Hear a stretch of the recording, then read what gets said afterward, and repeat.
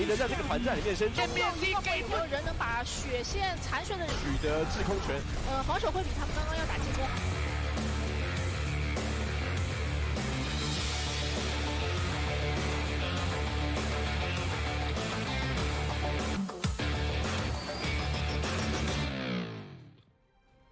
Hello everybody, welcome to Chinese Overwatch Contenders Grand Finals. My whole shift with Pokemon Panda and Kenobi. We've got one more match, so then we're done for 2019. It couldn't be a better one as we have Team CC going up against LGE Huya. And I think if you would have told any of us at the beginning of this season that these two teams that have been in Grand Finals, we would not have been super surprised. But if you would have asked us 3 weeks ago, if you thought that these two teams would make Grand Finals, we would have thought you were crazy. It's been quite a journey for both these teams. Kenobi, for LGE, looking to repeat and make a staple on 2019 as them being the best Chinese Overwatch team possibly in history, but it didn't come out a little bit of concern earlier on in the season.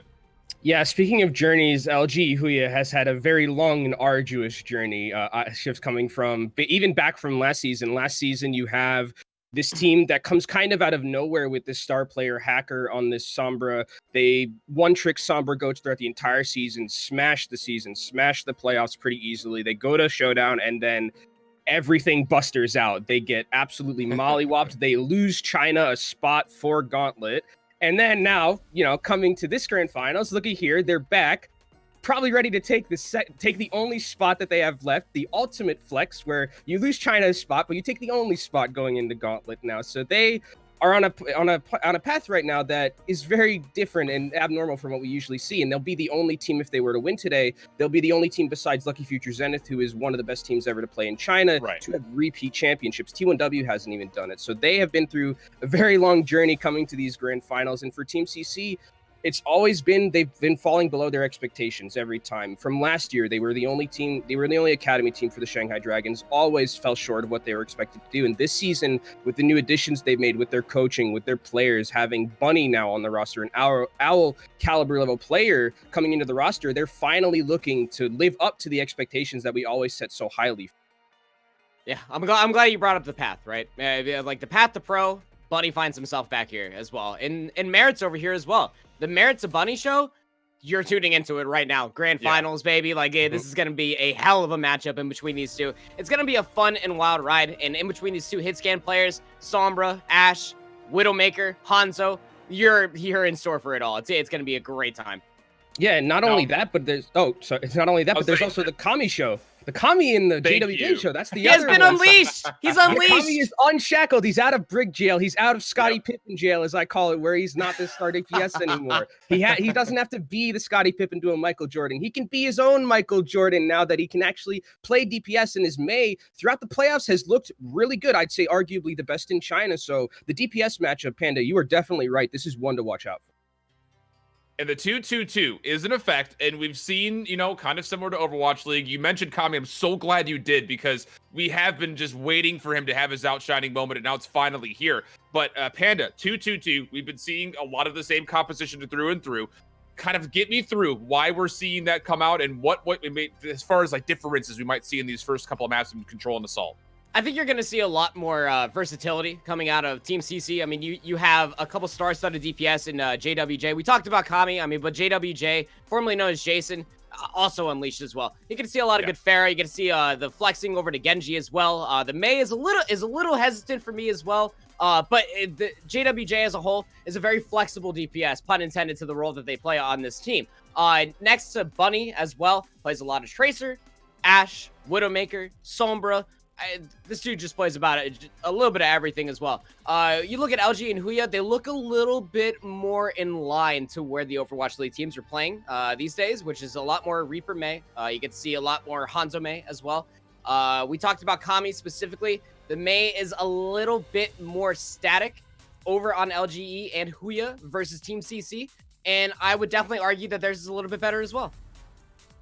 Yeah, and I think Panda kind of hits the nail on the head a little bit with this about with the DPS matchup, is that they seems like LG has a little bit more standard when it comes to their play, right? They play a lot of this Mei Hanzo, the ice pick composition, I think, as it's being called now. And the thing about Team CC, the issue with them is that Panda's mentioned all of these flexible picks that they have on their team, right? You have JWJ, you can switch on to everything else. You have Bunny, you can switch on to everything else, but it's playing into some unconventional heroes in the meta right now. Genji's really not good right now, but JWJ still brings it out. You know, Ashe we haven't seen it get that much value. And the thing about LGE is they're very set. Like, they can play, Merit can play Reaper. It's not great, but he can still play it. Reaper is something I haven't seen a lot from Team CC. And they have this just composition from them with the ice pick that just is very standard. It beat BLG, who we regard in the semifinals as the best team in China. BLG couldn't even play that composition correctly. So for Team CC, that's something to look out for, is how are they going to be using their DPS? Because if LG who is going to play standard, Team CC has to really bring out everything. You know, bring out JWJ's Pharah. That's something that they have that no one else has right now at the moment. The fact that JWJ can play Pharah, he plays it so well against hit scan and snipers. So against Merit, he's going to have to play very safe and very, you know, towards his, break the sight lines of where Merit's going to be trying to get him and make sure that he's playing safely and not getting picked off. And I think he's done a very good job at that. I mean, he was able to do against Shy, one of the best Widowmakers in the region right now. So I think for Team CC, you really gotta figure out a way. If you're not gonna be playing standard, you gotta figure out a way to beat the standard comps. It's definitely a surprise that comes for Chinese as a whole. Like, as the region, I mean, even when 3-3 was first being introduced as well, when GOATS was being played across the board in all regions, China was just kind of this isolated spot as far as Overwatch is concerned. They're always playing this very flexible style of DPS-eccentric play style. It's very interesting. You're in for a wild ride as far as that's concerned, versus Team CC versus LG and Huya. You're going to, again, like the flexibility versus the more standard play. Have we not seen the Reaper coming out of Bunny? Maybe it's a pocket pick. I don't know. I feel like everybody can play Reaper. You stick the Hellfire shotguns in somebody's face, like, and you point the click. You have JWJ freezing targets and slowing them down as well. You have the hook combo coming through from both these teams. Anything's possible. But when it comes down to just raw talent, I think you have to be very concerned if you're LG and Huya. I mean, Merit's a standout player, but Bunny on this Widowmaker, flexing over to the Tracer, looking great on the Ashe as well. You have to be concerned if you're LG and Huya, because you can't allow this player to have space. Now, we've also seen on the other trade as well, Aaron, that this player, when they're pressured on a sniper, does not necessarily look that great, though. Yeah, they don't. They really don't, Panda. I agree with you right there. The biggest thing that is kind of coming to mind is, as we've seen the role swap go into the 2-2-2, is the fact that the same storyline has existed all season long for Team CC. Is, will they end up essentially beating themselves? You guys talk a lot about how they'd maybe try to flex maybe too much at times, and it puts them into dangerous spots. So that was a trend that we saw throughout the season. As you guys had mentioned, we have a little bit of favor for LGE and what they're currently coming out of the gates with their 2-2-2. Do we think that if Team CC cannot match up against what LGE Huya want to play, will they potentially end up just beating themselves by making too many radical swaps by chance, Kenobi? So or yesterday rather, they were playing against LGD and they won pretty convincingly. But if you like, the scoreline was very misleading in that game, I think, because while it looked like Team CC would, if you just look on paper, Team CC only let LGD take 1 point throughout the entire series. But if you actually watch the game and look back on it, both of those teams had a very difficult time understanding what to do. LGD specifically had no idea what they were doing when it came to playing this 2-2-2 at this point. They were very disjointed, some plays. Kadalis, who we had regarded as one of the best DPS in the region, got a 0-man EMP, unacceptable at a point like this, especially in semifinals when you want to be going to grand finals to get in that gauntlet spot. And Team CC didn't look great. They mostly just profited on the fact that LG looked so bad in this 2-2-2 meta. So for Team CC, it's very worrying because from what I saw from them yesterday, I'm not confident in their ice pick composition. We didn't see a lot of Reaper May at all. So we saw a lot of this Ashe coming out from Bunny, some different picks. And the Genji as well. We saw these picks that aren't in the limelight right now when it comes to Overwatch compositions. And on the other side for LG Huya, they went through the grinder against BLG and they were playing standard the entire time. They mirrored standard with BLG and it looked a lot better. And I'd say right now, based on the VODs we have from yesterday, I would say that LG Huya, in terms of just running standard 2-2-2, closest of what we get to OWL, they are the better team in terms of that regard. I'm glad you brought that up. The more standard versus the more flexible, the eccentric again. The comfort. Yeah, comfort's a great word to use, especially for Team CC. But I think push to the limits might also come into regards here, especially for LG and Huya. They had to go standard. They had to be able to show their hand versus BLG because, again, going back to Billy Gaming, we had, again, going back to Shift's intro as well, If you asked me 3 weeks ago, I would definitely say that BLG would be in this grand finals right now. But then you bring in Merit, you have LG and Huya being able to do the ultimate flex, as you like to call here, Aaron, is that they're losing the gauntlet spot, but also trying to take that one gauntlet spot back to the challenge of gauntlet. I think when you look at Team CC as a whole, you have to be concerned because they have not had the opportunity to A, show their hand, or B, if they even have a hand to show. Because the Reaper May, although it is maybe one of the best compositions in all the way up to the Overwatch League, the Hanzo May as well, although it hasn't been played consistently for Team CC, you still have to be very concerned because we know that Bunny is a very direct player. We know that Bunny is a very accurate player as well. And if JWJ can sit there and play the projectile-based heroes, well, you're basically setting yourself up for success. And you also have a very star-studded tank line and support line for all these teams to bring up as well. And we haven't been sitting here talking about the one thing in particular, and that's Mizuki. I looked specifically at Mizuki to be the glue to the entire team of Team CC, the BAP, the Mercy, the Lucio, across the board, a very consistent player, and you have to be concerned if you're LG and Huya, who as a support and tank line have looked very inconsistent throughout the entirety of the season. It's been more of a breakout for their DPS. Yeah, Now, Mizuki we've been, hold on there, Go ahead. Kenobi. We talk about this for hours. We're three Yeah, talking we heads that love this kind of stuff. We're going to bring up the monotony, though, and just kind of put it in perspective, going back to what the regular season standings were for these teams. Now, again, both these teams were in Group A. Team CC ended up on top at 4-1, LG Huya at 3-2. But the interesting storyline here is the simple fact that in week number 1, this is actually a rematch from our first ever opening here of Season 2, where LGE and Huya were able to take Team CC at a 4-0. Now, we talked a lot through the regular season about how that may have been just Team CC not being ready for the season to start with. They've looked a lot different since then, but their season has been really kind of throttled with a lot of scares. In week 2, they go Game 5 versus Bubble Burster. In week 3, they go Game 5 against Phantom Wizard. But the good news here is that they didn't lose to Phantom Wizard, which is a little bit more than what LGE and Huya could say. The final week, LGE Huya losing to the team that's sitting at the bottom of the standings. So then you go over and look at the bracket as far as what that looks like, and we kind of hit on some of these same kind of conversation points. Team CC, again, a Game 5 versus Light Gaming, and then as you mentioned, Aaron, it was a 3-0 versus LGD. On the bottom side of the bracket, though, Lingon Esports and Huya have had a very difficult run going up against both T1W and then Billy. And it's hard to say that neither of these teams have earned their way here because clearly they have. But again, it just kind of goes to show the rocky road that we've had so far for both these teams, Kenobi. Yeah, I mean, putting it kind of into perspective when you talk about like the previous season, when they played each other beforehand, that was, these are two completely different teams right now, I'd say, than when they were playing in the regular season. LG, for instance, they don't have Hacker anymore, who was their star DPS, the player who they built their team around. Team CC now has Bunny on their team and Mizuki, two players that weren't on that team before. So coming into playoffs, these two teams are very different, and you can kind of see how it, through the bracket, you can kind of see Team CC before in regular season. I wouldn't have said they would 3-0 LGD. No way are they going to 3-0 LGD. It's not even possible. LGD was probably going to 3-0 Team CC if I would have had to have guessed. And on the other side, I wouldn't have expected LG to even beat T1W. They almost didn't. Misha almost dragged the other 5 members of T1W past LG. For real. And one of probably the best Doomfist performances I've ever seen. But, we're talking about LGE right now. And LGE, I think they are battle tested. That's a very good, I think, way to put it, Shift, is that they have gone through the ringer. They've played T1W, one of the best teams in China.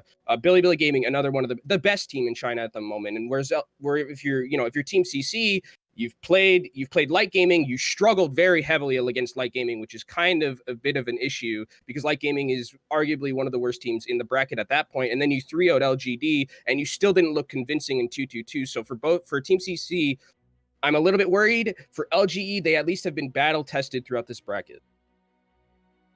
And, the bigger thing is the fact that there is a little bit of a chip on the shoulder here when it comes to trying to find that little bit of revenge for Team CC. Panda, we'll be starting things off on Ilios control map. And we already mentioned not only Kami, but JWJ, the Pharah, could definitely come into play here, as we'll take a look at our maps here in just a moment.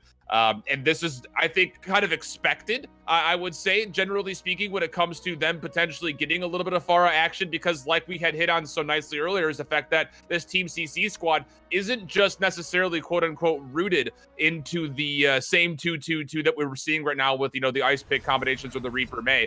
So as we jump in, maybe we'll see a little bit of Pharah come to start things off. Yeah, we're definitely going to be getting Kenobi's thoughts at the end of this as well. But you look right off the rip, Team CC, they're not shy. The Ashe, the Pharah, they're right there, exactly what you were talking about, where, again, LG and Huya, they're playing more of that standard composition. They have the BAP, they have the Zenyatta, they have the Mei, as well as the Widowmaker, where you see more of a standard style coming out with the Hanzo. It's going up against Bunny on Widowmaker, so I like the direct head-to-head coming out here from Merit right off the rip.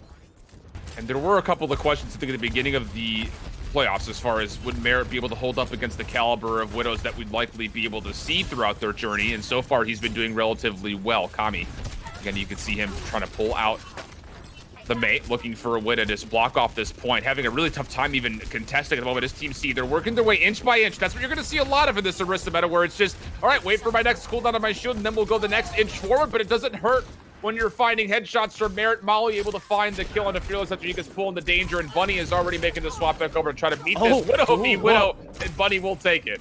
Well, that's going to be an opening, but you don't have the speed because you have Mizuki on the Mercy to fly high in the skies with JWJ, who, by the way, have been picked right off the opening of this map. Got ice picked to the face by Kami, who's going to have the Blizzard as well. So you go to this double sniper composition, and I like this. You're going to be able to take it from all sides.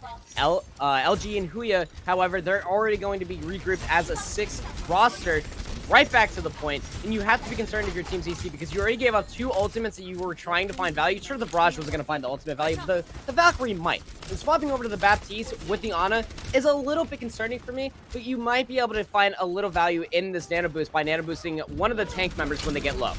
I was about to say, Buddy is almost able to open things up finally in the favor of Team CC, but gets counter-sniped by the Ice Pick, essentially the Icicle of Kami.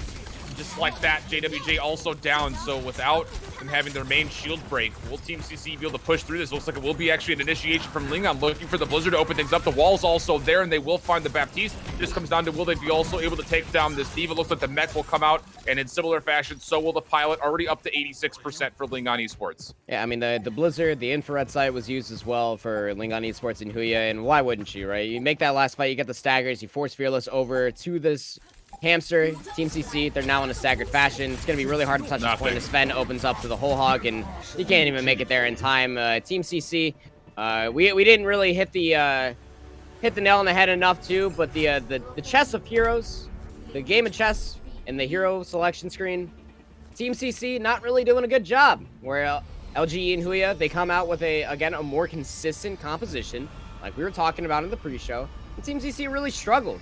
You can see that they want to play these type of heroes that they can personally find impact on, but versus the composition with the Mei and the Hanzo or the Widowmaker, as well as Lingon Esports and Huya like to look very comfortable on, you're going to really struggle. So now we go over to Well, where at Lingon Esports and Huya are 1 up. They go over to the McCree here versus Team CC. Again, that comfort pick coming out from the Ashe and the Pharah. Can you find value in this JWJ and Bunny? You need to, absolutely need to, because we talked about it so often when it comes to the openings on both Control and Assault. Team CC, they're trying to throw in what could potentially be the counter to Lingon Esports, but they're just looking too complete on what everyone knows and loves. And now with Merit on the McCree, it's almost as if they expect that JWJ will once again be coming out in the Pharah. And that's exactly going to be the case, as they'll just bunker up right on the backside of this point, looking to spam that extra fire rate coming out of the McCree, as that patch is now live for us here. And it will be just so far the only casualty being the Immortality Field so far thrown up by Lengsa. JWJ looking to zone away, but again, Lingon Esports are so close to being able to contest. All they need to do is put one thing. There's already an amplification matrix down. The point will open for Team CC for the fight yet to break out. Kami finds first blood, and the health pools, they're trying to get reestablished, but they're so dangerously low for Lingon. Bunny will find first blood for his team, that in the fashion of the Orisa. Yeah, Bunny's got to pause the game to reload real quick. So, you know, it's one of those deficits of playing Ashe, but also a plus side as well. You talking about the live patch, the one thing that is not here that you are dealing with at home with the live patch, ultimates are still gained at 12% plus than what you're playing with. already has the Ashe ultimate. The Bob will come out to play. Baptiste Amplification Matrix is already used, but a great use of the Concussive Blast. We talked about this from JWJ. Great positioning utilizing the Skybox and the buildings here on Well so far to keep themselves well hidden. And this Dynamite that's being used from Bunny keeps Merit suppressed. Yeah, I was going to say, Merit's having a really tough time. You see, he wants to try to find the 1v1 versus Bunny, but now it's actually a 7v6 on point as Bomb comes out to play. JWJ looking for potentially an opportunity to let this barrage rip, but he's nowhere near his opponents. Finally, Merit able to take the 1v1 away from his team, actually, against Bunny, but the numbers are appreciated as Bob fades away. JWJ feels like he needs to make a play, so he'll move on through. Here comes the High Noon looking just to zone for now as the point is trying to get flipped. Almost there, but it's still 62% for Team CC, and they're putting enough pressure to make sure it's staying in contest. This is all very valuable time capture percentage-wise for Team CC. A second Amplification Matrix is used. This is all before J-Mac got their first bongo as well, and you look for the hook into the well. Denied. Team CC are playing very well together behind the shield of Fearless, who throws down their bunker. Trying to zone away just to get this last little bit of progress, but Team CC is just able to touch in time before Lingon Esports and Leah could finally come through. The Blizzard trying to zone away that back right, and now the barrage from up close. JW is able to find one. Sven, though, turns around for all of Diva, both Mech and Pilot alike, but the damage is too good. We questioned if Bunny would be able to find value on the Ashe, and he responds with an absolute yes, he will. Yeah, this bunker of Team CC, especially for Well, you would think that with the Ashe and the Pharah that you'd be looking for all these wild angles, but that's not so much the case. I mean, Bunny has these opportunities, these openings, if you will, to find off angles, but they're always playing together. They're always playing behind the barrier from Fearless, and this just allows them to find great utilization of every single kit out of all 6 members of this roster, and that's what you expect to see. That's why the Mei and the Hanzo, or the Mei Widowmaker from Lingon Esports, that's why it looks so good. It's because you're able to find value in every single kit. On Lingon Esports, they were pushed to the limit here, man. They had to be able to find different off angles. They had to basically create themselves hero plays so that way they could find value. So going over to Ruins, Merit's gonna have a more direct head-to-head. Didn't find value on the McCree, but versus the Widowmaker and Bunny, they might be able to find a little bit more. And with JWJ on this Pharah, you would think that it would be a free pick and an opportunity for Merit to find that headshot. But the way that JWJ plays, we've seen it all across the board, plays very comfortable with utilizing every single bit of the terrain. Already Concussive Blast back to the spawn room. Probably going to see a swap. There's the double sniper from Team CC. I like that because beyond Lighthouse, they did play with it a little bit more often, especially with the Pharah, and it didn't find value. So you go back over to the spawn room, you take that wholesome swap over to the Hanzo, into the Baptiste, you lose the first point capture, but you have a better composition to assault with. But we've already seen so far that the team that opens up at the point will just go 100-0 on you, and with the Mei instead of the Hanzo, you would argue that Lingon Esports maybe has better point control than Team CC, so was that extra time for him to go back and swap even worth it? We'll see what happens here as Bunny's looking to open things up with the sniper, gets pulled into danger, although no one's able to actually connect down to Bunny, so he'll just be able to grapple away for free. And again, Lingon Esports just bunkering up underneath those scaffoldings, and Merit up top, looking for the 1v1 versus Bunny. You can see both players very nervous to peek, and Merit will go for the grapple shot, not able to hit, but it's Kami and Sven who are able to open things up against Diva. 6v5, the amplification matrix is there, but the damage from the side is too good. Kami just putting everybody in the freezer, and that will be enough for the rest of his team to push on through the whole hog for 3, and Lingon Esports will already find themselves 50% capture. I love this from Lingon Esports. How do you make a Diva less comfortable when you bait out Defense Matrix? It's still on a 2-second cooldown, and you only get 2 seconds worth of use, essentially. So, yeah, when you basically put Sia into overdrive mode, look at the ult charge, 53% comparatively to everybody else that has it on the board versus the Hog that already used it on Lingon Esports and Huya. This is not a good pick, but it's made to basically keep yourself safe. Lingon Esports look to make this last fight territory, and they still have 4 ultimates to come around in this fight. Dragons will start things off, though, for Team CC. Infrasight there as well. And you see the Immortality field out for Team CC. Bunny with the first blood. Looking to possibly turn things around. Faraway still holding on to a Transcendence, as you'll see. Molly will open up with one of his.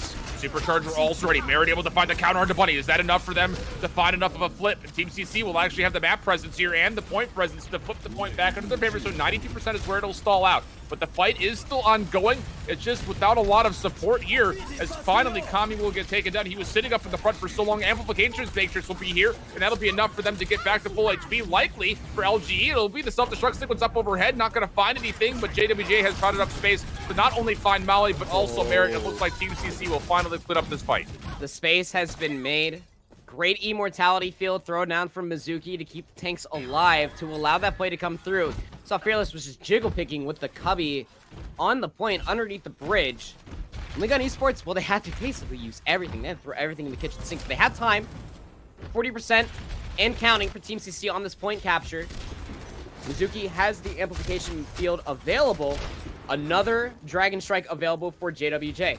League on Esports and Huya look to find a little bit more value in commies with the right click, so that way they can get another Blizzard, and they are getting close. And this is the weird part where, again, League on Esports, it's not just nice to get a pick from Merit, but it's almost needed. Amplification Matrix comes out, Dragon Strike as well. Will be countered by an Immortality Field. All of League on Esports and Huya able to stay healthy and alive for now. Just comes down to how do you potentially open this up with no ultimates besides the Amplification Matrix of your own. And again, you look at Merit, you need to find a pick or possibly even Kami. You see those icicles being thrown right through. Trying to finally get on the point. The pressure is here. Now a Blizzard is ready to go. Amplification Matrix is open. It actually forces out Farway to hit the Transcendence early. So now all of a sudden this Blizzard could come out without any kind of a support counter. And look at this. Link on Esports realized that without that there, they can push on forward. Here comes the Blizzard in the back line. Here comes the follow-up. Molly with the Transcendence to keep everybody alive. But the damage is just not there yet. Team CC are trying to keep themselves alive with the one-for-one trade. Self-destruct sequence misses, but it's Merit. He's in a 1v1 with Buddy. Respect it. And Merit finds the double. And that's enough for LGE Huya to swing the tides back in their favor. Plus also the point. They're at 99%, just down to the overtime, and there's no one left to contest. Yeah, and you really hate to see it at the end of the day. It's just going to come down to a minor stall here from Sia. Here comes the pile drive. Not lasting long is the ball, even with Mizuki onto the... Wow. Good headshot, Mizuki. But, you know, at the end of the day, it's an overextension. You really hate to see it at the end of the day. Team CC having to use their Transcendence far away, having to use it for themselves to stay alive instead of using it for the Blizzard, a minor misplay, but you can't allow those kind of things to happen.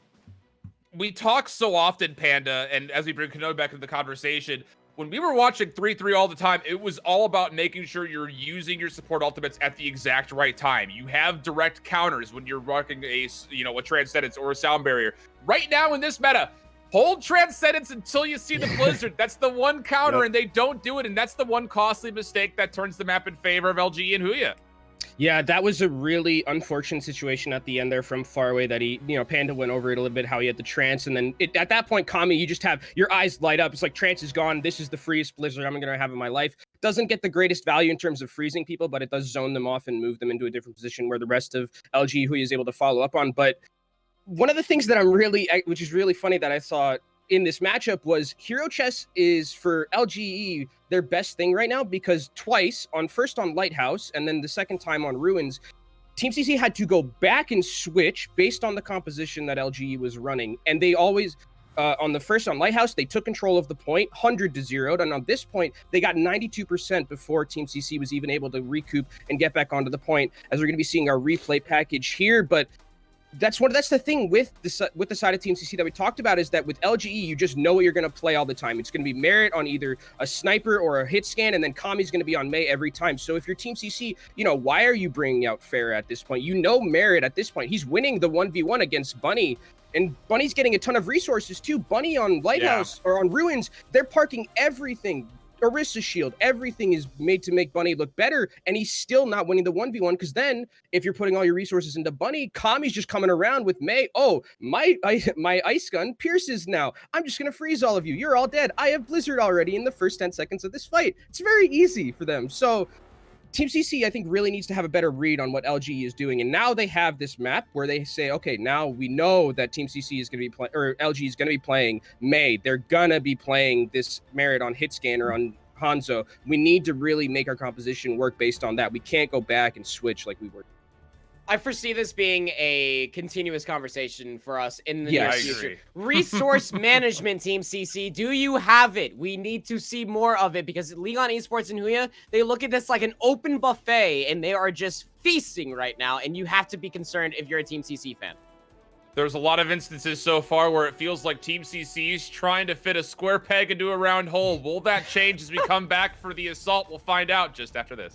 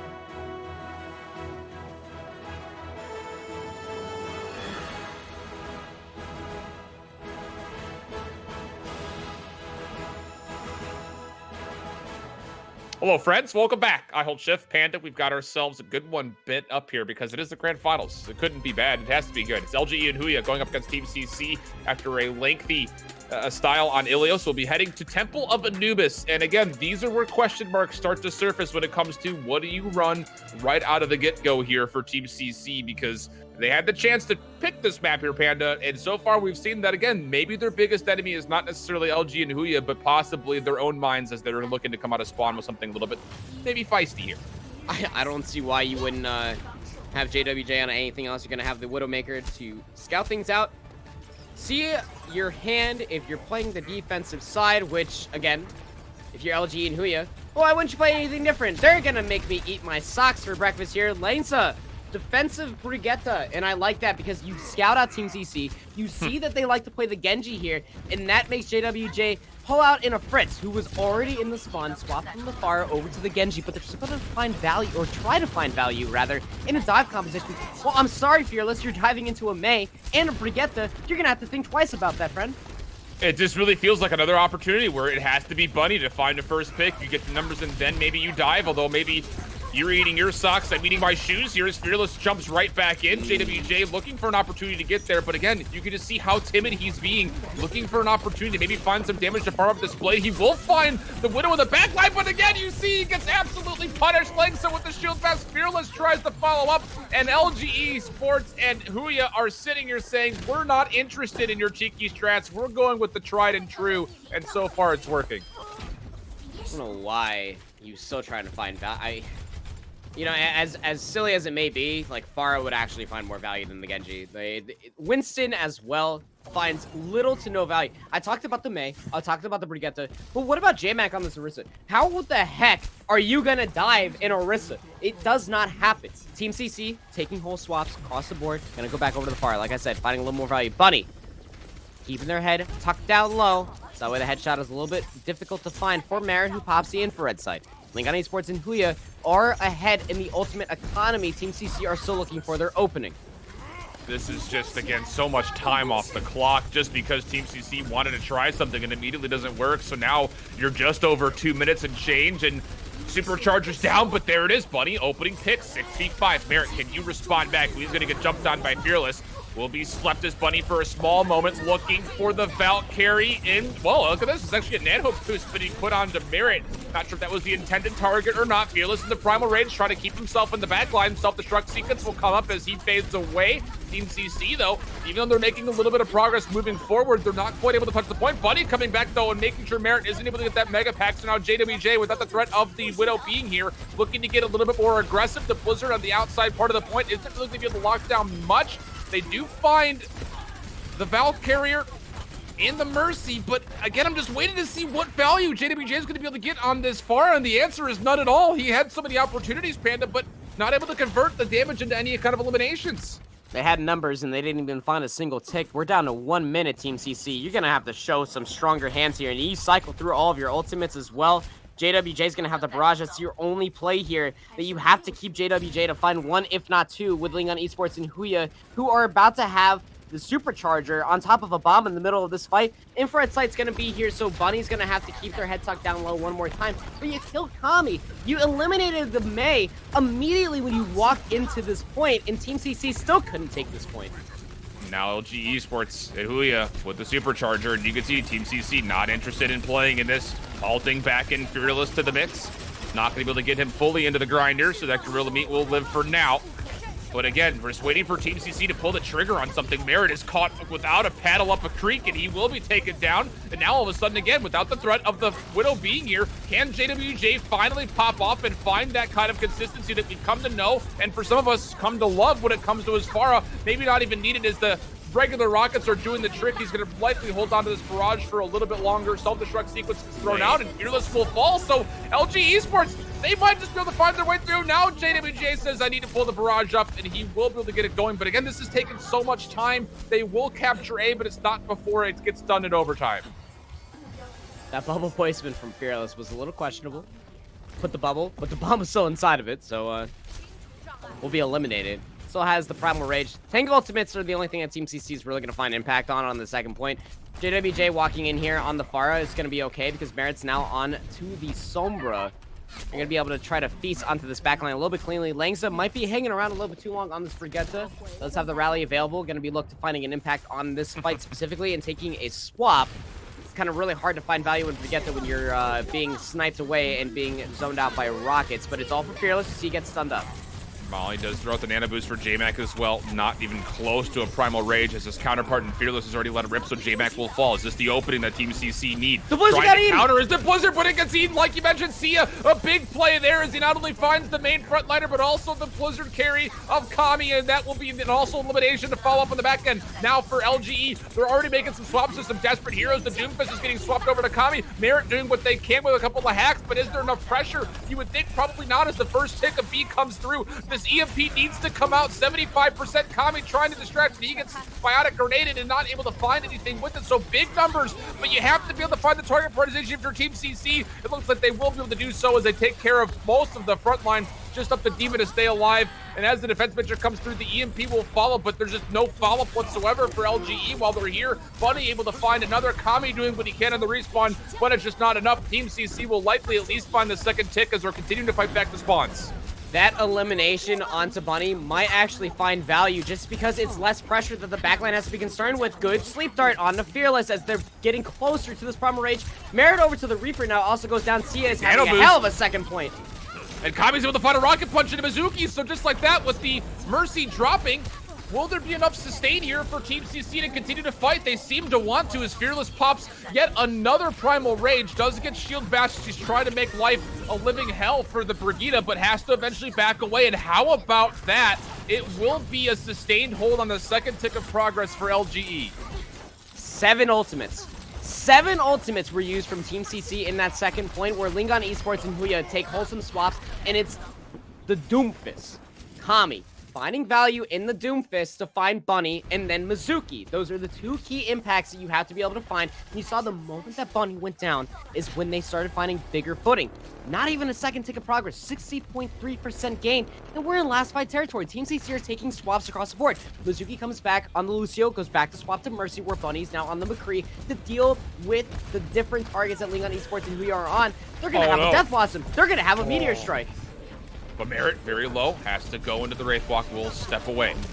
Just comes down to, will he even find an opportunity? Shadow step up top from the top rope. He'll zone off the back line, though. You need to be able to capitalize on these frontliners. And how about this? Kami gets his way through. Now the Meteor Strike will take down the Ana. And LGE, off of a desperate couple of swaps, will make the comp work. And they will start to fade everybody away. The second tick of progress stalled out.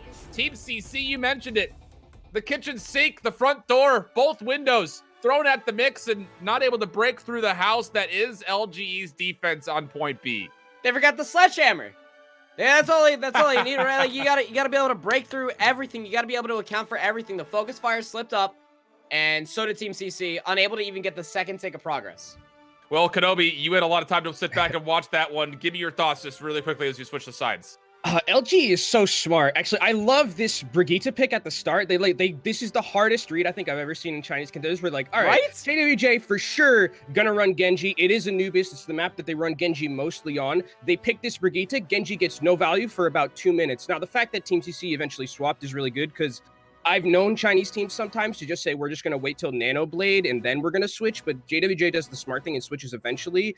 And I don't think, if it's not for Sia and Fearless at this point, I don't even think they capped that first point because they really pulled Team CC's feet out of the fire. Fearless was able to get into the back line with a lot of disruption from the Primal Rage. Sia had a huge eat as well on Kami's Blizzard because I don't even think they would have gotten a tick. And that tick that they ended up getting on second could be very important, but man, LG is looking like they have a complete read right now on the entirety of Team CC, and it's looking very good for them right now. And again, just making the desperate swaps work. How about that? We don't see a lot of it, but keeping the Doomfist and finding value. The Kami Fist? The Kami Fist is a thing, man. It works. It is a thing. We've seen it. Scares the living hell out of me, I'm telling you. Well, we'll swap back the sides. We'll catch up with Kenobi after the map comes through. Panda, now, all of a sudden, if you're Team CC, take a look at this defensive setup, and what are your thoughts on this? Again, the biggest scout of the lifetime. I mean, the Widow and Genji, you asked me 3 seasons ago. Sure, why not? You go for it, but Team CC are just struggling on trying to find what the competition that works. Whether it works for you in scrims or not, I don't care. Lingon Esports and Huya, they're just gonna go what we call a standard composition on this patch, which is the halt combo. Later, Fearless, you get halt, you get hooked, you dead. And now all of a sudden, again, it is a slow journey. It's a battle of inches, not miles here for this composition, but they will make their way through the archway. Still 6v5. And again, just waiting to set themselves up. And Team CC, you really do not want to give this up, but maybe you have to as Sven throws out the left hook, quite literally, and takes down Bunny. And now it's the desperate swap for Fearless, and well, he's not going to have any support here with him because Sia also drops away. Although Sven will get slept. JWJ, any heroics in the tank? The answer, no. 0.8, already capped. Just under 6 minutes. to capture 2 ticks of progress. This is new to CP. This is new Assault round, where you don't get as much time for capturing the point, and they still got close to 6 minutes. That's crazy. Team CC are going to be able to get the respawns coming through because of the new Assault spawn variant. JWJ has had enough. He's going to pull out his own gauntlet on defense. Pulls out the Doomfist. Bunny staying on the Tracer. Fearless reset the ultimate economy. Bunny having mixed personalities coming back out on the Hanzo. Fearless resetting the ultimate economy again. Still getting 40% of ultimate charge. He's trying to catch up to Lingon Esports and Huya, who have the amp field, and they pull out the Dragon Strike to open up this fight. Dragon Strike, like you mentioned, comes on through right down Main Street. Amplification Matrix also there and support Bunny. You really feel like he needs to get a pick if there's any hope for Team CC to hold on to this. But, of course, we say that, and now, without any ultimates left, can you even break through the front door here for Lingon Esports? They're taking their time, waiting potentially for this Transcendence to come online, maybe also the whole hog. You feel that combination might be good enough to start zoning back Team CC. Clearing out the back room is Sven, able to get a pull. That's going to keep, well, most of Diva out of the way, but JWJ has found his way into Merit, and this whole hog is not really finding the zoning capabilities that I think you really wanted if you were LGE.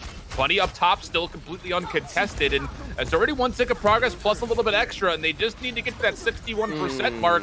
And now as the Blizzard is starting to come through, and well, is it actually not all the way out? Because I think Kami actually fell before you could finally get the challenge through. So just like that, what looked to be win condition for LGE turns into a soft reset. It's a very, whether it was meant to or not, very key pick. Kami's going to go for the 1v1. Nope. Back to the Mei after missing the chance on the Blizzard, but Team CC, I mean, you're playing with fire here, man. It's not even a second tick of progress that you need. 49.9% gain. And again, not even a full second tick needed to lose this map. The win condition is still here, though. Team CC, they do have the self-destruct. Another nano boost has been gained. And they do have the Meteor Strike, so Molly has to keep their head clear, and Lanza needs to make sure that this Immortality field is utilized at the proper moment. Team CC have yet to be able to play, or have even shown that they want to play the Orisa Hog composition, as Sia still looks to find value in the defense matrix. Still very good ability, it just only goes 10 meters at this point. And again, you're just kind of looking at this for LGE saying we need to wait for our Transcendence and our Blizzard to come up before we can fully do anything. And maybe they'll give it a good old college try here, as Langston will throw out the Amplification Matrix, but Mizuki will find his counterpart pretty quickly in the back line. JWJ, big old rocket fist into the back, and he'll take down both Merit and Molly. And that might just be enough here, as Sven is trying to do a little bit of consolation work, maybe trying to find some silver linings. Misses the hook. Will have to hit the self-heal, but he will eventually fall. You mentioned it, the lunge, the wall climb, looking like a parkour fiesta here for Buddy. And once again, Team CC able to battle back.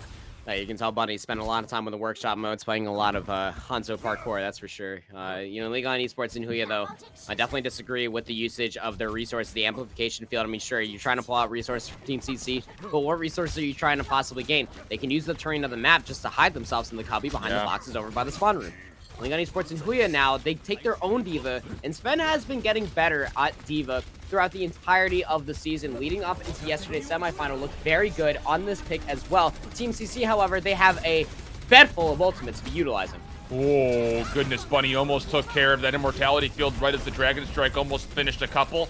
JWJ, once again, you see him putting the pressure onto J-Mac, who did get separated away from his team as he fell down to that bottom cubby. And well, now all of a sudden, just a little bit over 2 minutes. The only fortunate thing about that for LGE was that they didn't use any ultimates. They did get the dragons out, but again, you're still waiting for that one opportunity to hit the gas pedal, hit Q together, and maybe find that last stick of progress you need. All right, take back what I said, Bunny. Having a hard time there, climbing the wall, but you know, Lingon Esports and Huya, they do have the DPS ultimates. Support ultimates as well. We'll have another supercharger. They are stacking everything to throw out here against Team CC. It's not even a full tick of progress that they need. JWJ has been holding on to this Meteor Strike, what feels like a century at this point. 2 more fights, essentially, in the clock. JWJ is able to find himself into the back line. He's getting bullied, though. The Dragon Strike that came through earlier, the Blizzard also on the point, but it's just the Meteor Strike for JWJ looking for a way to get on out. He will get himself back into the back line. Needs to get back to full HP, though. So this will be a little bit of extra pressure, and JWJ is able to take down Molly right as the Transcendence fades away, and that will be another stalwart hold for Team CC, and now all of a sudden, it's just a minute and 10 seconds they have to hold on to, and LGE do not have any ultimates to break the front door with. This is last fight territory. Absolutely last fight territory. You have such a long walk from the spawn room on second point. Whole swaps coming across the board. Molly over to the Ana. Langza over to the Lucio with Merit. Now onto the Reaper. This is the standard composition that we see more often than not besides Molly on the Ana. Gonna try to find frontal pressure onto the shield of Fearless and basically, again, put Sia into overdrive mode, who's about to have another self-destruct, but Team CC, they're only going to have the Dragon Strike available to self-destruct as well. Far away, if they stay alive here, might get a Transcendence, but Leon Esports and Huya, they already throw down a Supercharger. That's the only play that they had. Oh, but Molly falls. That's a lot of sustain already gone. The Dragon Strike puts right through the front door, and that's going to zone everybody away and finds two. It was a death ball that was attempted for LGE for the last-ditch effort, and it gets shut down by Bunny.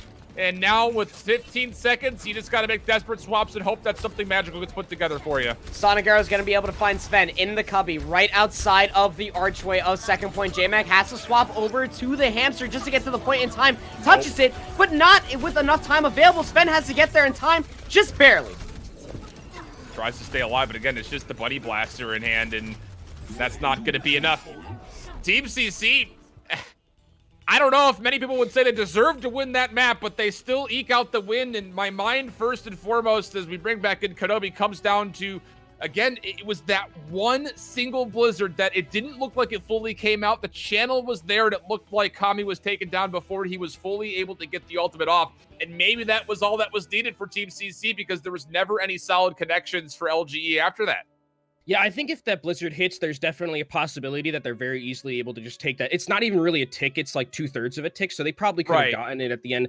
But I'm actually very impressed with Team CC on this defense. Like, you got rolled completely on first because of some really nice halt hooks coming out from Sven and JMac. But the fact that I really like that JWJ switched to Doom. JWJ is a legacy Doomfist player, right? Way back when he was on like Vici Gaming. That's a name that some people might not know. Way back, like that's way back in the day. That's like 2017 when he was on that team. He was a Doomfist player as well. And the way that they were playing Doomfist, I actually really enjoyed, because LGE has always struggled with Doomfist, right? Yeah. Throughout like in quarterfinals, Micha almost solo carried T1W past LGE here. And the way that they were playing Doomfist, their goal was, we're playing for trades every time. You saw JWJ taking long flanks towards the back line, long flanks on the side, saying, as long as we trade, we have respawn advantage. That's the best for us, especially if he's getting Molly, he's getting the Lengsa on the Baptiste, if he's getting a DPS player. Just trades like that, and the way that they were playing it was very smart. And I think this pick from them was really what propelled them over the edge. I think what you're mostly looking at as well is just proper team play coming through. You take a look at some of these highlights all together. You talked about the halt hook combo. You talked about just like good shot altogether from Bunny to cancel the channeling onto Kami. But this isn't without just proper team play. You wouldn't be able to find these off angles if you're Bunny. You wouldn't be able to find this backline pressure if you're JWJ if the tanks of Fearless and Sia are playing properly. Same thing for JMac and Sven. I talked about how this is going to be the DPS show, but I'm looking at the tanks here, guys. Like these two sets of tanks are finding tremendous value in continuously putting down the pressure and allowing the team's DPS to be able to find what they're looking for. This is proper team play in a nutshell, and you can see it coming through from both ends. Well, maybe Team CC sneaking one away there from LGE, but regardless, we're tied up one map apiece. When we come back, it'll be the hybrid just after this. You're not going to want to miss it. This is the Chinese Overwatch Grand Finals.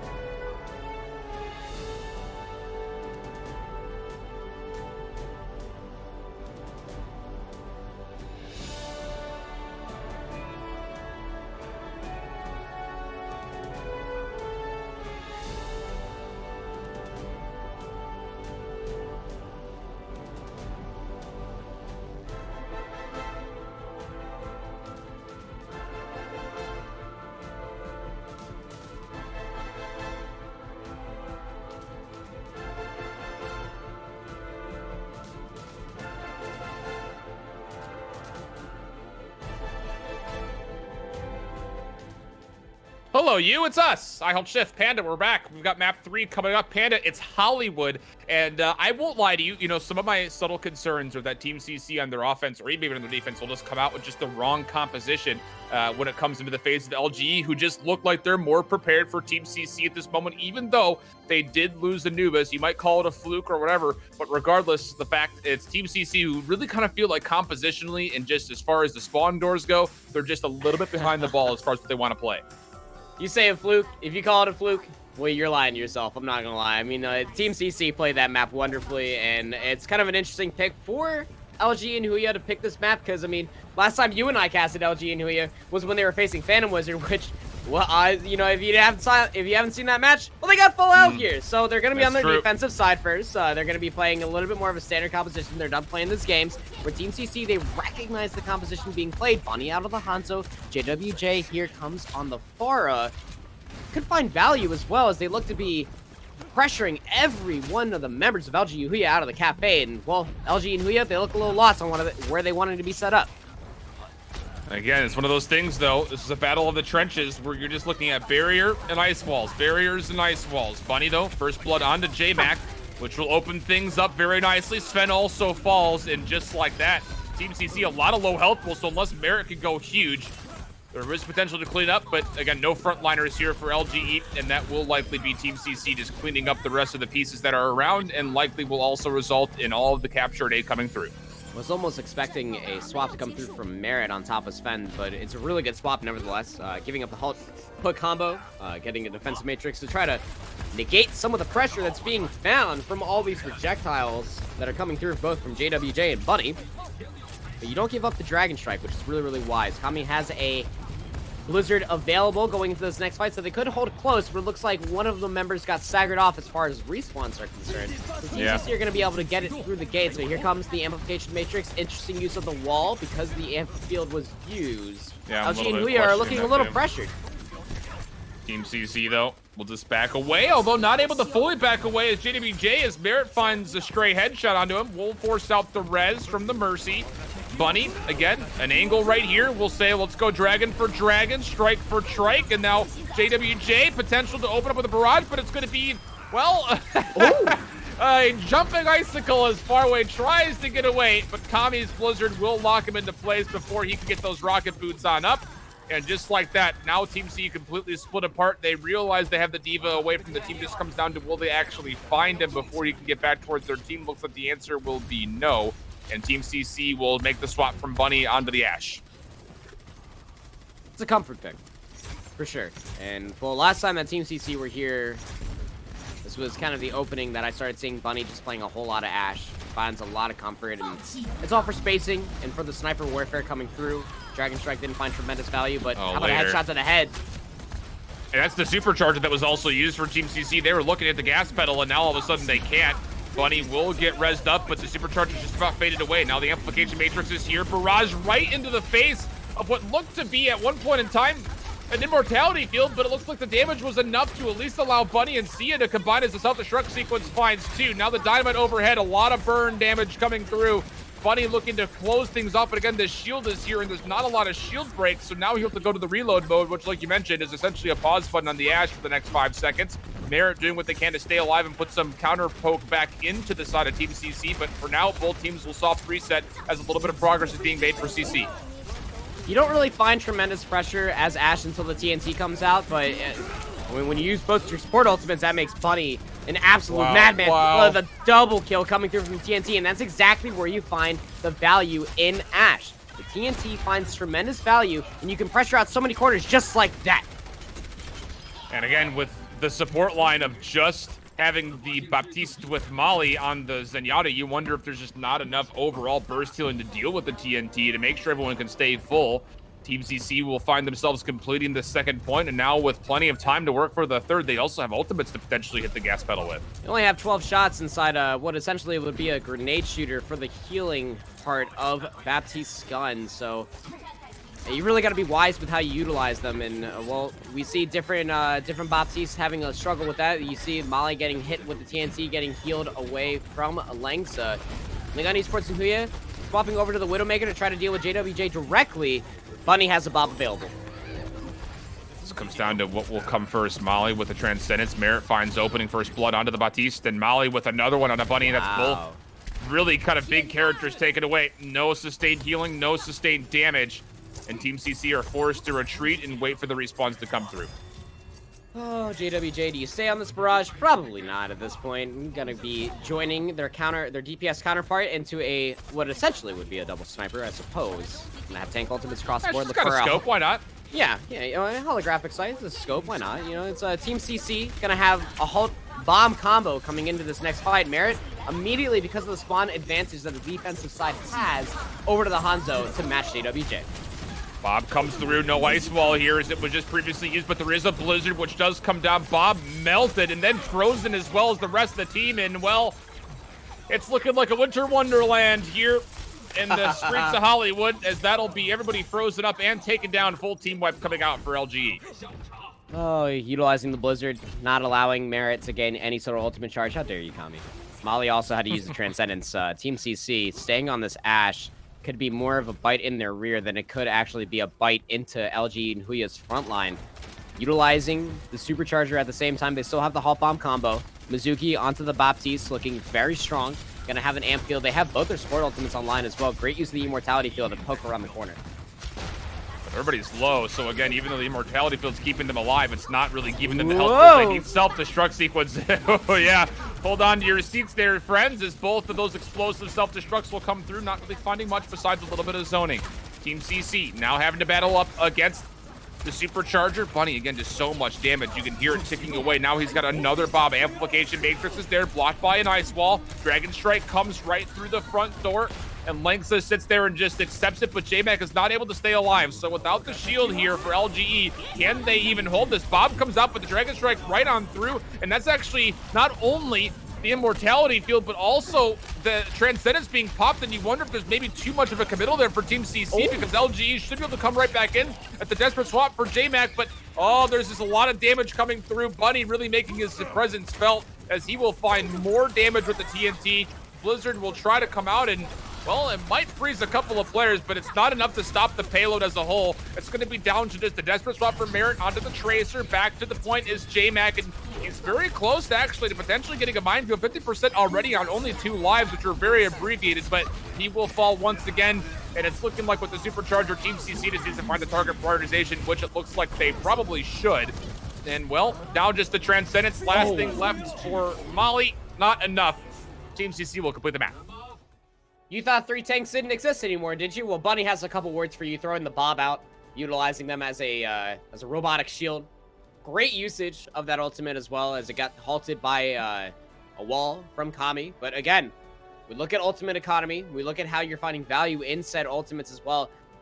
Team CC are playing very reactionary, where you look at Lingon Esports and Huya. Well, again, it's just the nature of any hybrid map in a way that you start losing footing. You start to lose your footing, and you have to start utilizing more and more ultimates to come out, and you can't play as reactionary. It's very, very unfortunate in a way when you look at it.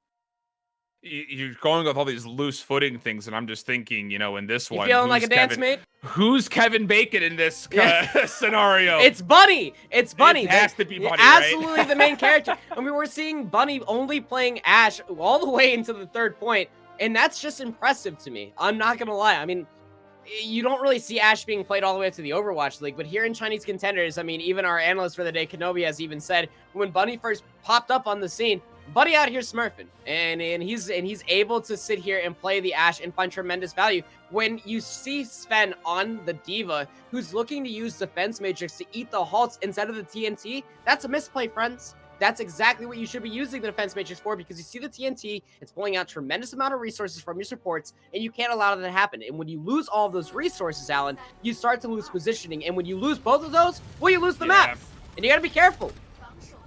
Well, we'll see what happens this time around. Bunny will come out onto the main to start JWJ on the McCree. So this is another different look here for Team CC, the 2-2-2 hard locks. And well, LGE, we've seen it, we know it. You're still deciding whether or not you love it.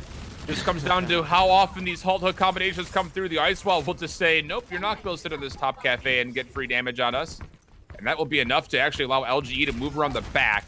Again, just looking to put pressure onto this cafe. We'll be met by Bunny's Ice Wall as well, but it's a big cooldown kind of expended, and you can see the big highlight here. Hanzo up top, Merit finding a lot of damage, forces the ice block for Bunny. 1 second of progress might just come through, pulled into danger is the Mave. Very nice timing there from Sven, and JWJ is able to take down coming from behind, fanning the hammer, plus a little bit of a stun coming through, but again, Molly and Merit able to get the job done damage-wise. Awkward 1v1. Sia able to take it, but again, the frontline pressure likely too much for that of just a Pilot Diva, and LGE very quickly will be able to capture point A.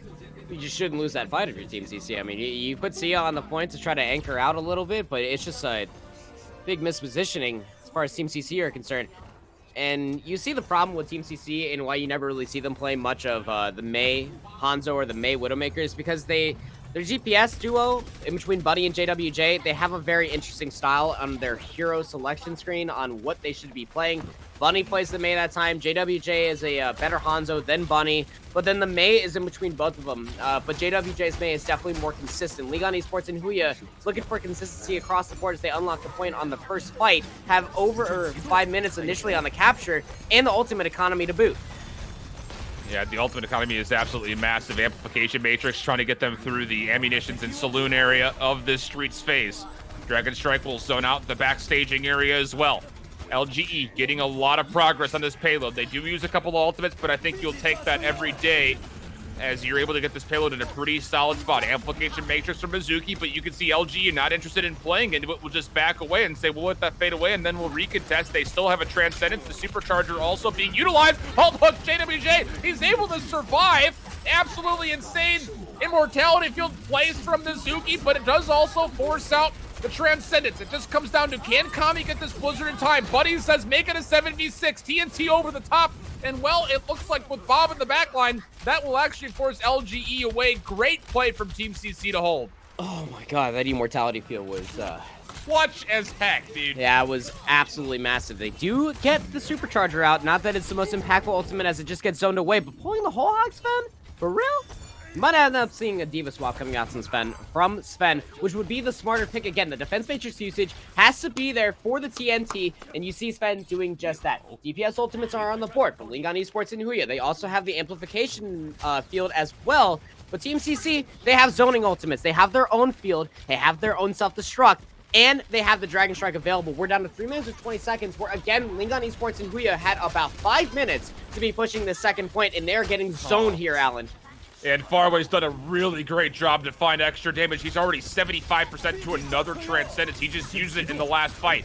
Links up, Amplification Matrix. Mizuki says, let's bring it on. Dragon Strike right down Main Street. We'll take down JWJ. And without that damage being here, can Sia, Team CC, can they hold on to this? Sia in a lot of trouble as well. We'll have to back all the way up.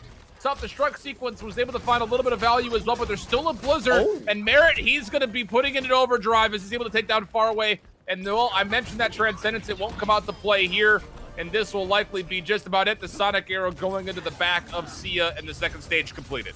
Yeah, it's funny. Sia being chased out there, and run, little bunny, run, says Merit. And League on Esports and Huya, again, winning that fight essentially off of nothing.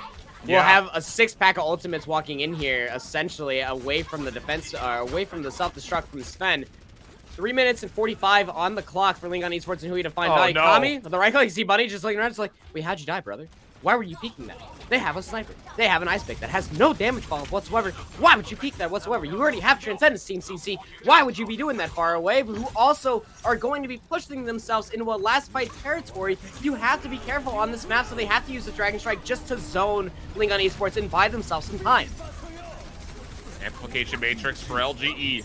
Transcendence forced out again, and the Blizzard is still being held onto by Kami. You can almost feel him foaming at the mouth, looking for a Blizzard to come on through without any kind of a counter whatsoever. Mizuki has almost another Amplification Matrix coming back through. Supercharger out though for LG, looking to put the nail in the coffin on this push. Here comes the Blizzard. It'll zone away the backline, forcing everybody away, and Fearless, he'll actually be taken down because of it. And why was that Transcendence popped so early again? You make me wonder. And LGE, they'll finish with an extra 2 minutes over the top of what Team CC were able to do previously. Oh, Kenobi, take it away before I lose my mind. I'm also about to lose my mind, Shift, because mine's lost. I have serious so the Transcendence, whatever. I have serious questions about this DPS rotation from Team CC. The Ashe, while it does have its pop-off moments, we saw Bunny getting a lot of value with TNT. Ashe is, besides that, really doesn't do much. There's really no shield break involved, especially against a Orisa. Like, you'd want maybe something else. They were playing the Hanzo with it sometimes, the Pharah with it sometimes, but Bob's not going to get value. We saw Kami at the end there. Bob was trying to go into the backline, walled, gets absolutely nothing. So, and then, like, on first point, right, they're playing this different, they're putting JWJ on McCree, and then Bunny's on the Mei, which they've, Bunny and JWJ have intersected with their Mei choices before, but you got to really pick one. Like, obviously for LGE, there's the one Mei player. It's the best Mei player right now. It's Kami. Merit doesn't touch that hero. So for Team CC, you're losing because you're losing a lot of these fights early, and the time bank differential is shocking right now because with Ashe, basically what Team CC is doing, they're like, okay, just gonna wait for we're gonna wait for Bob, get dynamite damage, but they're not dying on the side of LG and Huya, so the time bank differential, 3 minutes to 1 minute, that's a bit of a yikes, dog. Well, we'll see exactly what will happen here. Maybe Scruff McGruff will come out for the police force and make something happen here on this first point. Doesn't make a difference, though. Again, only really one good attack here for Team CC, and they're going back to what feels comfortable. And how about this? JDBJ, direct rocket into Molly, able to find the first blood. Maybe you can move aggressively here with a 6v5. Yeah, and again, a great spawn rotation coming out, or a great hero selection coming out, but this is an attacker's favor, especially with the Pharah and the Hanzo, or even a sniper of some sort, whether it's the Widowmaker or the Ashe. League Esports and Huya, they're cool to be able to deal with them, but Merit's getting massively pressured out. Merit, though, will find himself a roll into the double fan the hammer. Sven pull, able to find the beatdown on a Mizuki. Merit does drop, though.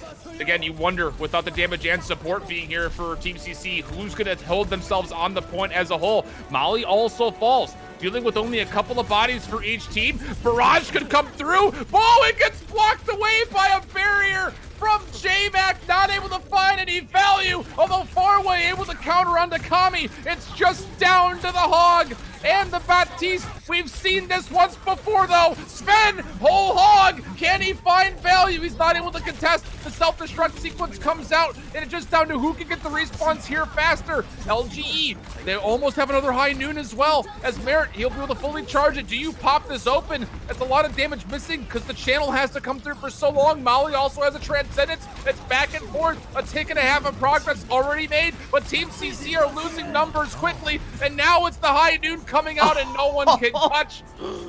It came down to like a 3v2, though, and it was about to go either way, but it will be held, but it's not without a tick and a half of progress coming through for Team CC. That was amazing self-destruct. Although it didn't find any eliminations whatsoever, you allowed Mizuki to get the resurrection on JWJ, but you lost your win condition right then and there. Instead of going for the halt self-destruct, you used it to zone.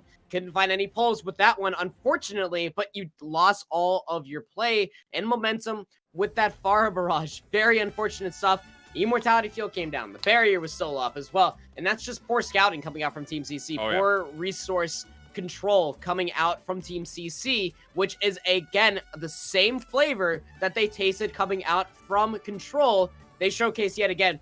They're not looking that great when the pressure's up against them. But League Esports and Huya, we've seen, especially in Chinese Contenders, we can all attest to this, that they look great until they got to the showdown. That's where they looked their worst, when the pressure was against them.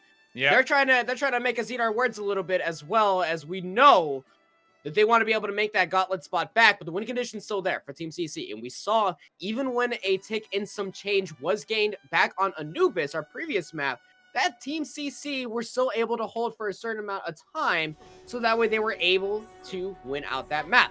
51.4% needed for League Esports and Huya to win out this map. One fight essentially only needed to win out this fight, where they did it in the first rotation of the attack. Team CC are going to be taking swaps to that double sniperish composition, utilizing the pressure of the halt to get yeeted onto the top of the building. There was Kami.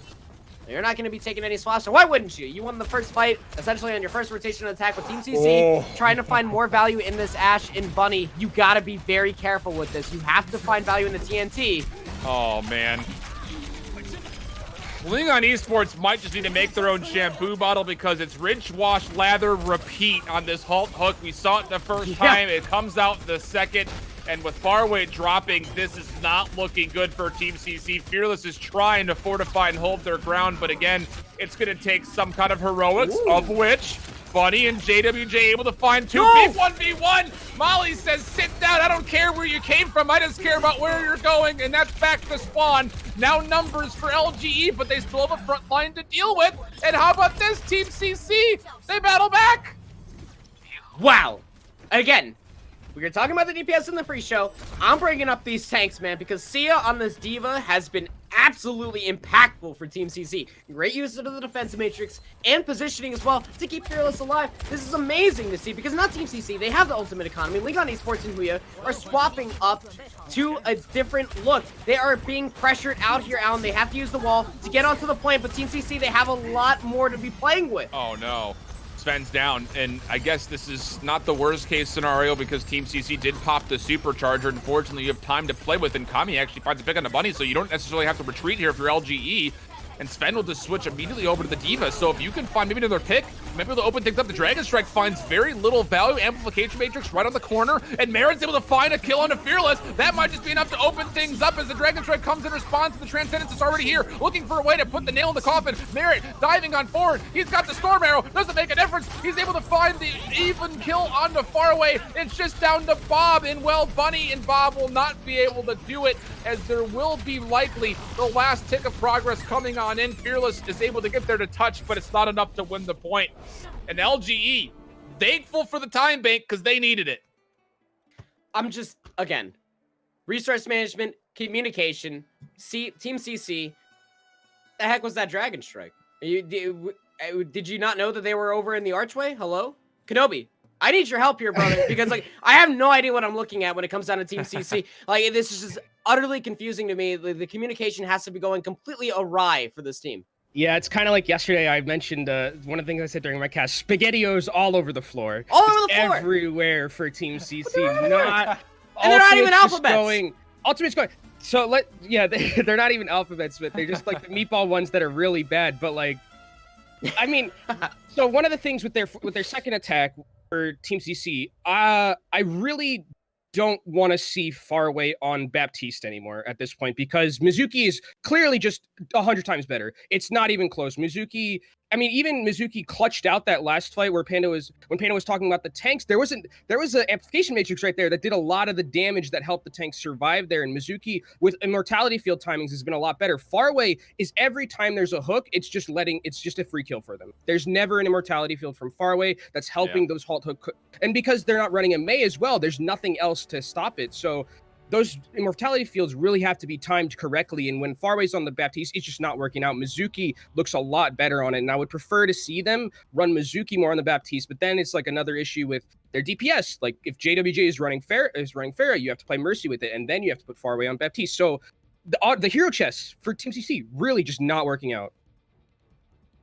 And I think the biggest thing is it feels like when Bunny is forced to play the Mei, it's literally that. Forced to play the Mei. It doesn't look like he wants to. I mean, he wants to be having these pop-off moments, and you just kind of wonder as you take a look back at some of these highlights if there's really an opportunity there for that to even work, because if you're not coming to battle with a Mei, JWJ obviously wants to stay in the Pharah. Is there just the simple fact that LGE just plays the current strongest meta better than Team CC, and there's just no response for it, Panda? I mean, that's why it's the meta, right? It's one of the strongest compositions out there right now. You freeze targets, you shoot them in the face, you halt them out of existence, and you burst them down. That's why it's one of the strongest compositions. Can you find value on the Ashe? Sure, why not? You can go ahead and try. The TNT does find value, and it pressures them out. When you're on attack, absolutely. But when you're on defense, Ashe, again, you have to pause the game to reload here, fellas. You absolutely can't hold down that sightline for as long as a Widowmaker. I'm just confused. Or like a Hanzo even, where it's like you're just sitting there like a shield break. You just gotta you have. He doesn't even reload. Like yeah, he just has infinite arrows, and then he has one ability that makes you shoot 5 arrows even faster. So like I mean, the Ashe has its pop-off moments. We saw a lot of value from Dynamite, but Panda's right. I think it's just right now a battle between the meta and something that's just comfort picks. And right now the meta is coming out on top in a pretty big way. This could very easily be 3-0 LG Huya right now. Like Team CC, I think probably is very lucky to have come out of Anubis with that win if it wasn't for JWJ and Bunny just absolutely popping off with that tank line.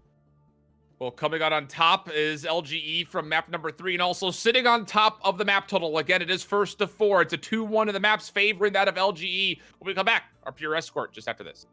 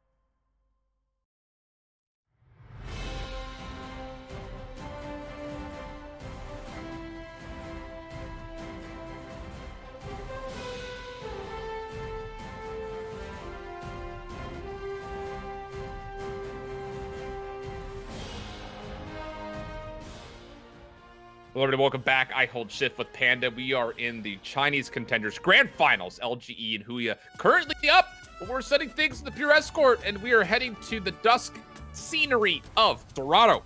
A lot of D's in there. I was actually going to throw another one in there, Panda, but I just did not trust my alliterative processes. So we jump into this one, and this is where I think the floor opens up a little bit more when it comes to Team CC. We kind of mentioned while we were just talking after the break about how maybe Team CC just not as prepared when it comes to LGE on the current top meta, but this is where fluctuation and flexibility can really potentially be cheeky enough for you to shine. Me and Kenobi were even talking about here as well. Picking this map for Team CC, that's a comfort pick. You look at their composition. Gonna basically make us eat our words. Not Pharah. double sniper competition coming out from Team CC with the Baptiste and the Zenyatta, where they look to find a little bit more value versus Lingan Esports and Huya. But you pick this map if you're Team CC because May Reaper not as strong, May Hanzo even not as tough to break through until third point. So I'm looking for Team CC to find value in their sniper composition where they and how they got here.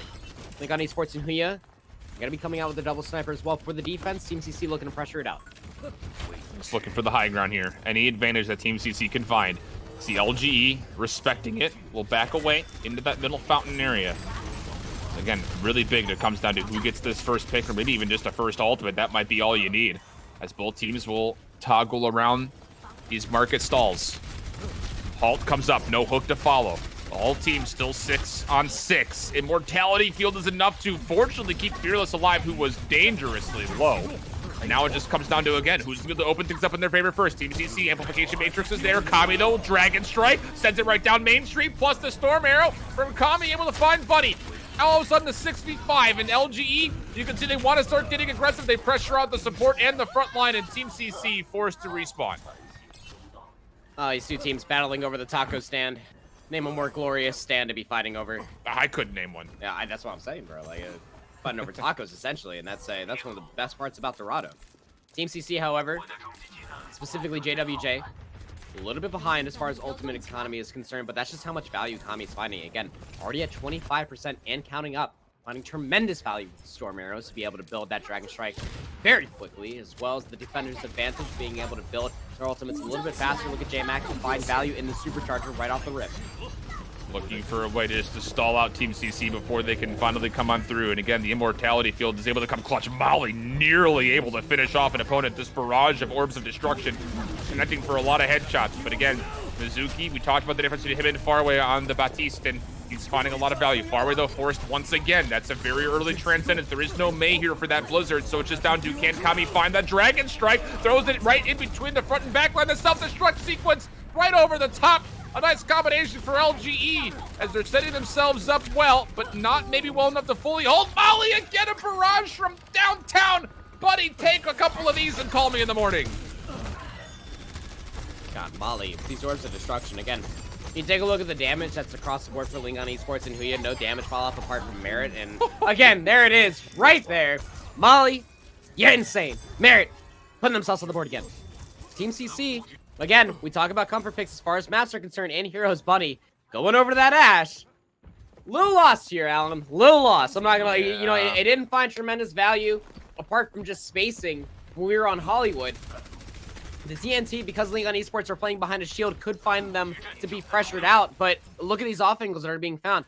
You're not going to be able to find value in Ash while Merit's playing up here in the window, and then you have Kami behind the shield. This is going to be tough. Team CC are going to look for a halt bomb combo just to gain this first capture point. We are in last fight territory. Underneath 30 seconds, Supercharger put in a safe spot, but Kami finds first blood into JWJ. Formerly known as Jason, not in the fight, 6v5, and the Supercharger's almost feeling like a little bit of a waste now that you're missing your main damage dealer. Self-destruct sequence, trying to open things up. Immortality Field does get taken down just before it explodes, and Kami is the first victim. So that elimination, can you find an opportunity to move on through? It just comes down to, again, Bunny forced to reload, not able to get a lot of damage through. We'll scope in, find J-Mac, plus one more. Nice headshot on the lengths. But again, it just comes down to, can you take care of Merit in the window? Not gonna make much of a difference. He's forced to grapple away. And it looks like with JWJ making the swap over to Genji, there will be enough pressure to maybe get this all the way through.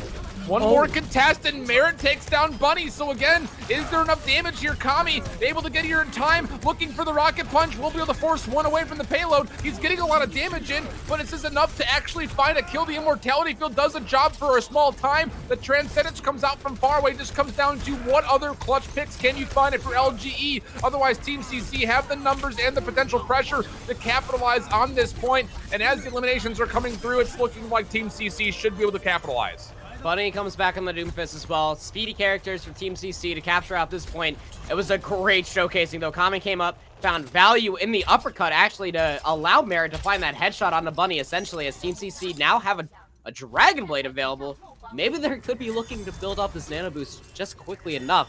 Yeah, they're going to be taking swaps across the board, as well as far away back to the Zenyatta. Probably realizing that building that Nano Boost in time to try to find value in the Dragon Strike would not be in time. You know, if this Dragon Strike is completed before Molly can find the Transcendence charge, this could actually find tremendous value. And plus, where Merit is probably going to be playing around, you can dedicate a full Dragon Boy to that solo kill. Although you may think it's a waste, that's a tremendous find if JWJ can pull this out in time. Oh, J-Mac in a touch of trouble, forcing a lot of cooldowns out, but the self-destruct sequence, it finds a lot of value in the utility. No full eliminations, but again, you can see what that means. Supercharger, Immortality Field, all down. JWJ trying to make a heroic play, but it's countered by the Transcendence. And just like this, LGE have to see the opportunity to get in front and actually find elimination, but Bunny is pinned up and is able to take down Molly. One of the first times they've been able to say that, and that 1v1 specifically. But regardless, Team CC, even though they lose all of their utility, they're able to stay alive and find the kill, and now it turns into potentially the second point here on Dorado. Far away, putting themselves on the board again. The Zenyatta's killing Widowmakers throughout this entire match so far. Ooh. Absolutely insane. Great flick to kill off Kami as well. Team CC are finding numbers here as the self-destruct has to be utilized. It's looking pretty solid here, Panda. It really is. Team CC will push through the second point, and we'll take a small reprieve in the action. And of course I say that, and Merit, who has the split spawn, will just come on through and find Bunny and then back up saying, you know what, you're starting to get a little bit too comfortable, friend. Just remember, I'm still looking at you. I can't believe JWJ is going to sit here and say on the Genji as well. I see the front face value that you're trying to find pressure onto Merit, because Bunny obviously can't do it by themselves, but that's why double snipers seem to be reign supreme. But JWJ on the Genji looks a lot better than they do on the Hanzo. Bunny, a little bit of vengeance into Merit immediately off the spawn. Transcendence was forced from far away. Maybe you wish you would have had that for JWJ's blade. Not gonna make a difference. Sven in the Pilot Diva able to get eliminated. JWJ has to deal with the Immortality Field. We'll find one. Molly looking for the 1v1, able to capitalize. But meanwhile, in the front line, it's a trade of tanks, and that's going to favor that of Team CC, so the payload will continue to move for a small time until Merit gets back into the action, takes down Mizuki, which means there's no healing here for Team CC. And Kami, he will give us a little bit of a wave goodbye on Sia, saying later, see you later. And now just frozen. This is BM. This is, you really hate to see that. It's not BM. That's a great stall right there. You see Sia, just stop fighting it, man. Like, he just allow yourself to get eliminated. But that's just the one thing about Pilot Diva. If you didn't know, the passive of Pilot Diva is that you get staggered for an eternity, and well, that's just Sia's passive of Pilot Diva. But you know, it's again, it's not BM. Great usage of the freeze. Early infrared sight from Merit. And they also have support ultimates to try to break through. Team CC, Bunny, back over to the Ash, trying to find value. I don't understand this comfort pick, but it can find value on attack. We're in last fight territory. You can build a Bob very quickly, and backed by the Supercharger from Fearless and the Amplification Matrix, this could be huge. Bunny's already down though, and again, 20 seconds left. Molly still has a Transcendence in case they absolutely need it. Amplification Matrix from Mizuki as well, but it feels a little bit desperate as the Supercharger's also thrown in the mix, and Molly once again headshot onto his counterpart of Faraway.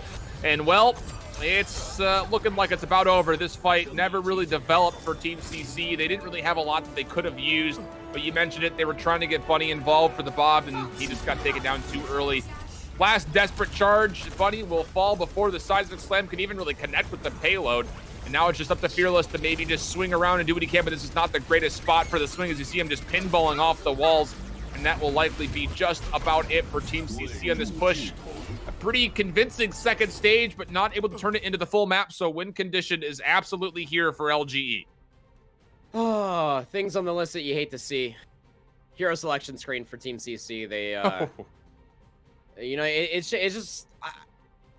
the value that you're trying to find on these heroes for the certain areas of the map just really don't make sense. I'm sorry. Like, it's just... You know what? No, I'm not sorry. No, the Ash just doesn't work on point C, especially for our last fight. I mean, like, you try to build the Bob. I'm trying to look at this in a complete optimistic point of view, and it's just not going to find value. I'm so, like, versus the Mei, versus how well Merit's playing as well on the Widowmaker, the one-shot potential, versus the needed to be damage boosted one-shot for Ash. You're just trying to find... The TNT is the only thing that you can find value on point C. And again, it's just to create space. It's just to pressure out the bunker. And once you make the bunker move from the defending side is when you can hit the gas. But you didn't have time. You only had one more fight to be able to do that. And then you get picked through the window. Team CC are playing from so far behind in these fights that it comes down to what we call clutch values. And they don't necessarily have a consistency when it comes down to clutch values apart from... like a crazy headshot coming out from Bunny, or you know, we see the Zenyatas popping up in the kill feed quite often as well, and then the tanks in between for both these teams. That's where the clutch value is being able to find. But Lingon Esports are a little bit ahead as far as Team C, a little bit further ahead than Team CC.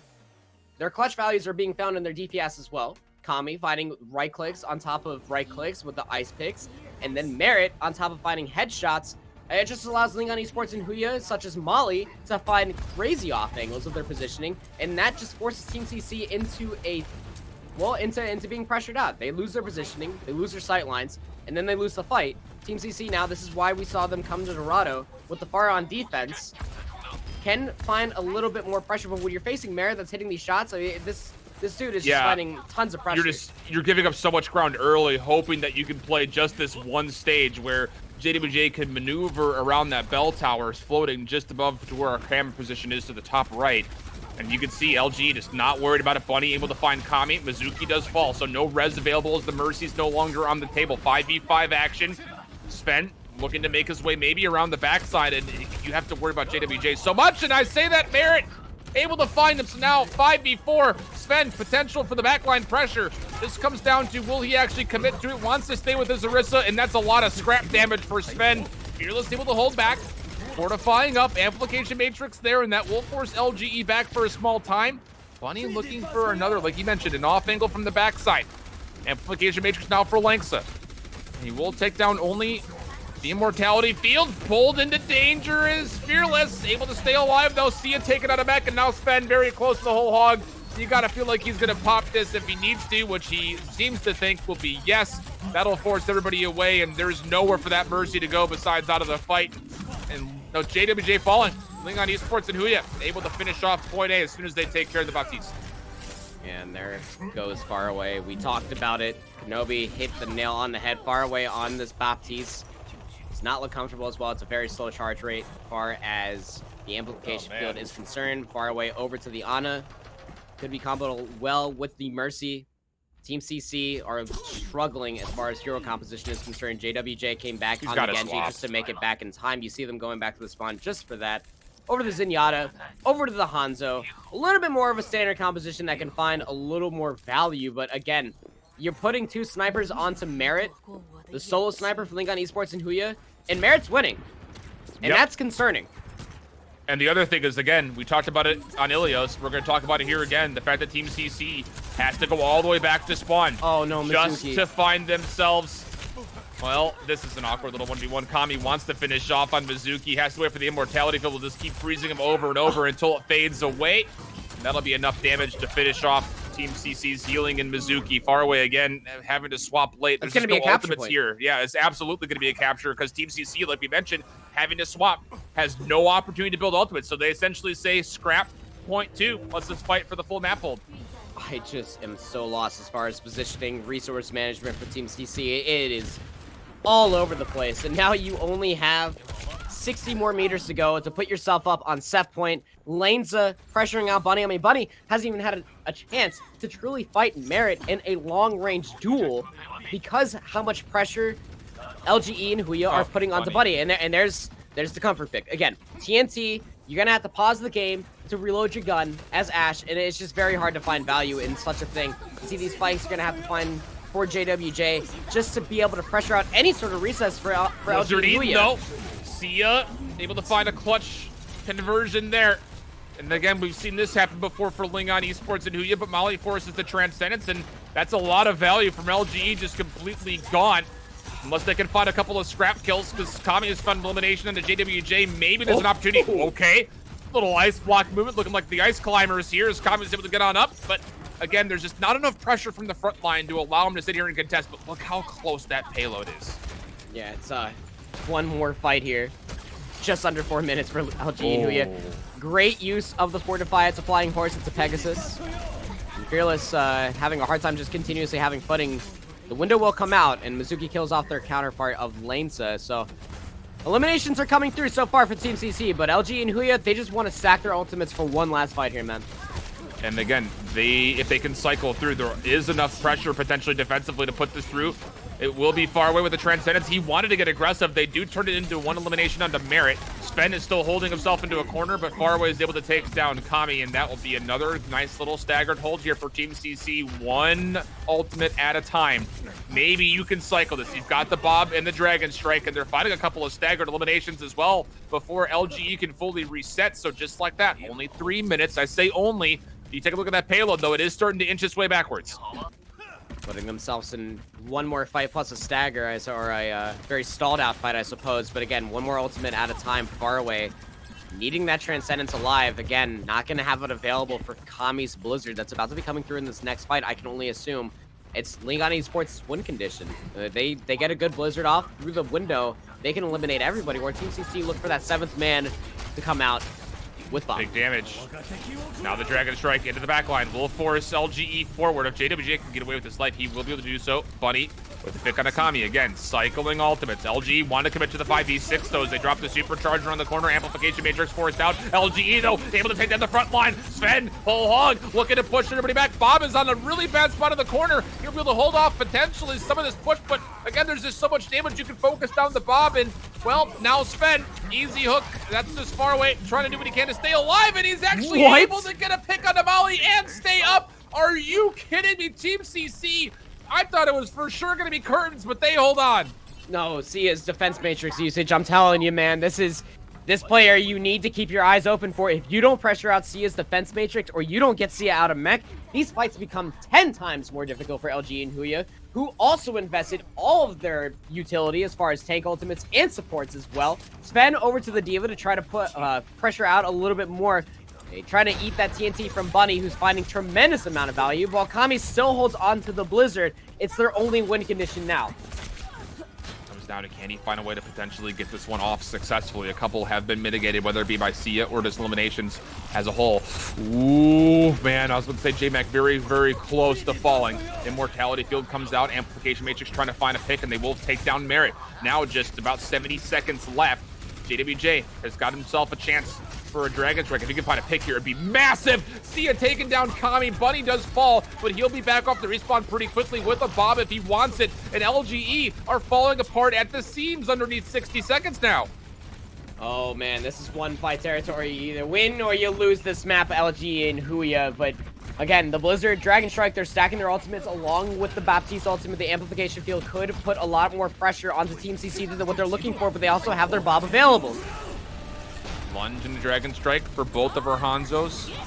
Bob into the mix. Immortality Field, Amplification Matrix, all the utility being utilized for Langside. He's 1 HP. He's able to stay alive, though. Oh, that Less wall. than 30 seconds. The payload, front 2 wheels are on that box of victory, but they still have to break on through, and Faraway has a Transcendence. He lets it loose right before Fearless or Sia fall, but still, it's the Blizzard for Kami. We've seen it twice. Will we see it a third time? No counter ability here, and this is gonna zone out the payload. There's an elimination, and LGE are able to clean up because once again, Faraway hits Q just a little bit too soon. We talk about that poor usage of the Transcendence, but what we can talk about is great usage of just the primary fire coming out from Kami, freezing up the Diva this time.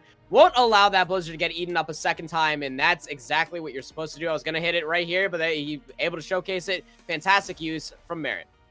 Kami and the rest of the team get it done, but it's not without concern. Kenobi will bring you in. It was a great cycle of ultimates initially to stall things out for Team CC, but at the end it comes down to one moment, and the small mistake costs Team CC a chance of tying up the set. Yeah, I mean, it's almost like Blizzard is a really good ability when there's a team clumped up in C like that. And for, I mean, props to Kami for like understanding that I just need to freeze this Diva, turn to the left, hit Blizzard, we win the map. Like it's very good play, and it really makes me think that Kami at this point really is probably the best Mei that we have in Chinese Contenders. He has an incredible sense of the game when it comes to playing the Mei. Walls are perfect every time. Blizzard's, a lot of them don't get the greatest value in terms of freezing people, but for zoning capabilities and stuff like that, you don't see it in the kill feed, but you see it if you're looking at the game, and it's a lot of his plays have been really good so far. And The most frustrating thing I think about this is for Team CC is that there are moments, like shining moments, where they look pretty good. Like that whole defense basically was Very like, great. it looks very decent, but the issue is that you're losing all of these early fights and you're giving LG time to have, like, you're giving them much more time. Like you lose first point very quickly. You lose point B without even taking a single fight. You take like that one half fight, but because it's like Mizuki gets caught out of position. So for Team CC, it's just frustrating because they seem to have the ability to win these fights, but they just don't have the time. That's the biggest issue. And then my Time, biggest thing is not only the time, but the fact that, like you mentioned, it's a little bit almost of a surprise that they're able to find as much value with these comfort picks versus the top competitive meta. Panda, again, that's where the time bank comes into play, is the fact that you talk about that second point. They have to make swaps to more comfortable picks. It essentially chalks up the entire second stage of the map, and it came down to time bank at the very end as we take a look at some of the highlights from the map. Yeah, I was about to say time is definitely a word that we can use. Well, it's not on Team CC's side because time is running out as far as their Contenders run is concerned. Gauntlet spot on This the is line. so good, and, by the way. yeah, that wall This into self-destruct. Yeah, but both you and me were kind of making the same face over here in our call, and that's the one thing too. Like we highlighted it during the cast. I found a lot of value, but I'm gonna go back to that question that you asked as well, Alan. Because of the current meta, not being able to showcase the Mei and being able to build wall for wall, everybody always asks, well, how are you supposed to counter a Mei that's finding tremendous value with another Mei? It's Fire crazy. with fire. Yeah, you got Ice with ice. Ice with ice, Yeah, you got to be able to Hey, find the ice wall can for the burn, man. wall. Liquid nitrogen, that stuff hurts. Yeah, you could get freezer burn. That is a thing that technically exists in this world. But again, you have to be able to fight the Mei for the Mei, and that's one thing that Team CC are not showcasing. They're showing their comfort picks, and it's not necessarily working. I mean, although the TNT is finding pressure and value, Team CC, you gotta play the Mei here, man, because Kami is just popping off, and he is just teeing off as far as fighting value. Yeah, and well, for LGE, there's a lot of good things about them. There's a couple people on Team CC that I would like to, like Mizuki has playing very good. She's been playing out of her mind whenever she's on Baptiste. Her Mercy looks good as well. They're trying their hearts out. The only things that's been consistent really for this team has been the tank line. C is playing phenomenal. Panda mentioned it in cast. C is trying his best to put the backpack on, and Mizuki on Baptiste has looked incredible. We saw it in that replay, negating that halt bomb combo with just the immortality field timing. Very well done. And Fearless has looked pretty good so far. So I think those are the most consistent parts. But it's JWJ, it's Bunny, and it's Farway who are the inconsistent parts of the team and that are really hurting them. Yeah, Bunny maybe with the Jansport on, but it looks like he's going to need the whole 5-piece luggage set if he wants to carry this one all the way through. Again, we are still continuing on. It's 1st to 4, so don't go anywhere, friends. We've got another control coming up just after this.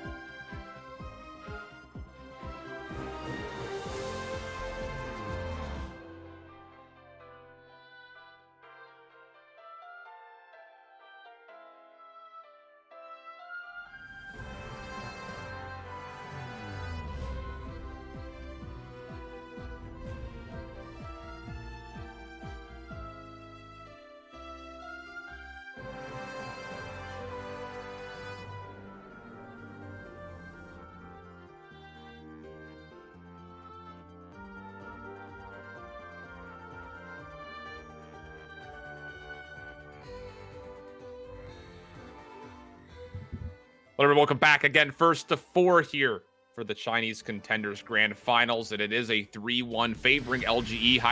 Pardon me, I hold shift. I can't even say my own name. It's getting so wild in here. I hold shift and Panda. We're heading to Nepal for the control, and well, we saw a lot of instances where in our first map on Ilios, it was 100-0, 100-0, and nearly a third 100-0, going back and forth until LGE weren't quite able to finish things off. It just comes down to me, again, Panda, we talked about it, this hero chess, composition chess. Who's going to come out on the proper composition first? Will Team CC try to come out with something cheeky? Will they just wait? How about a little Symmetra boost just to get them a little bit further forward for LGE?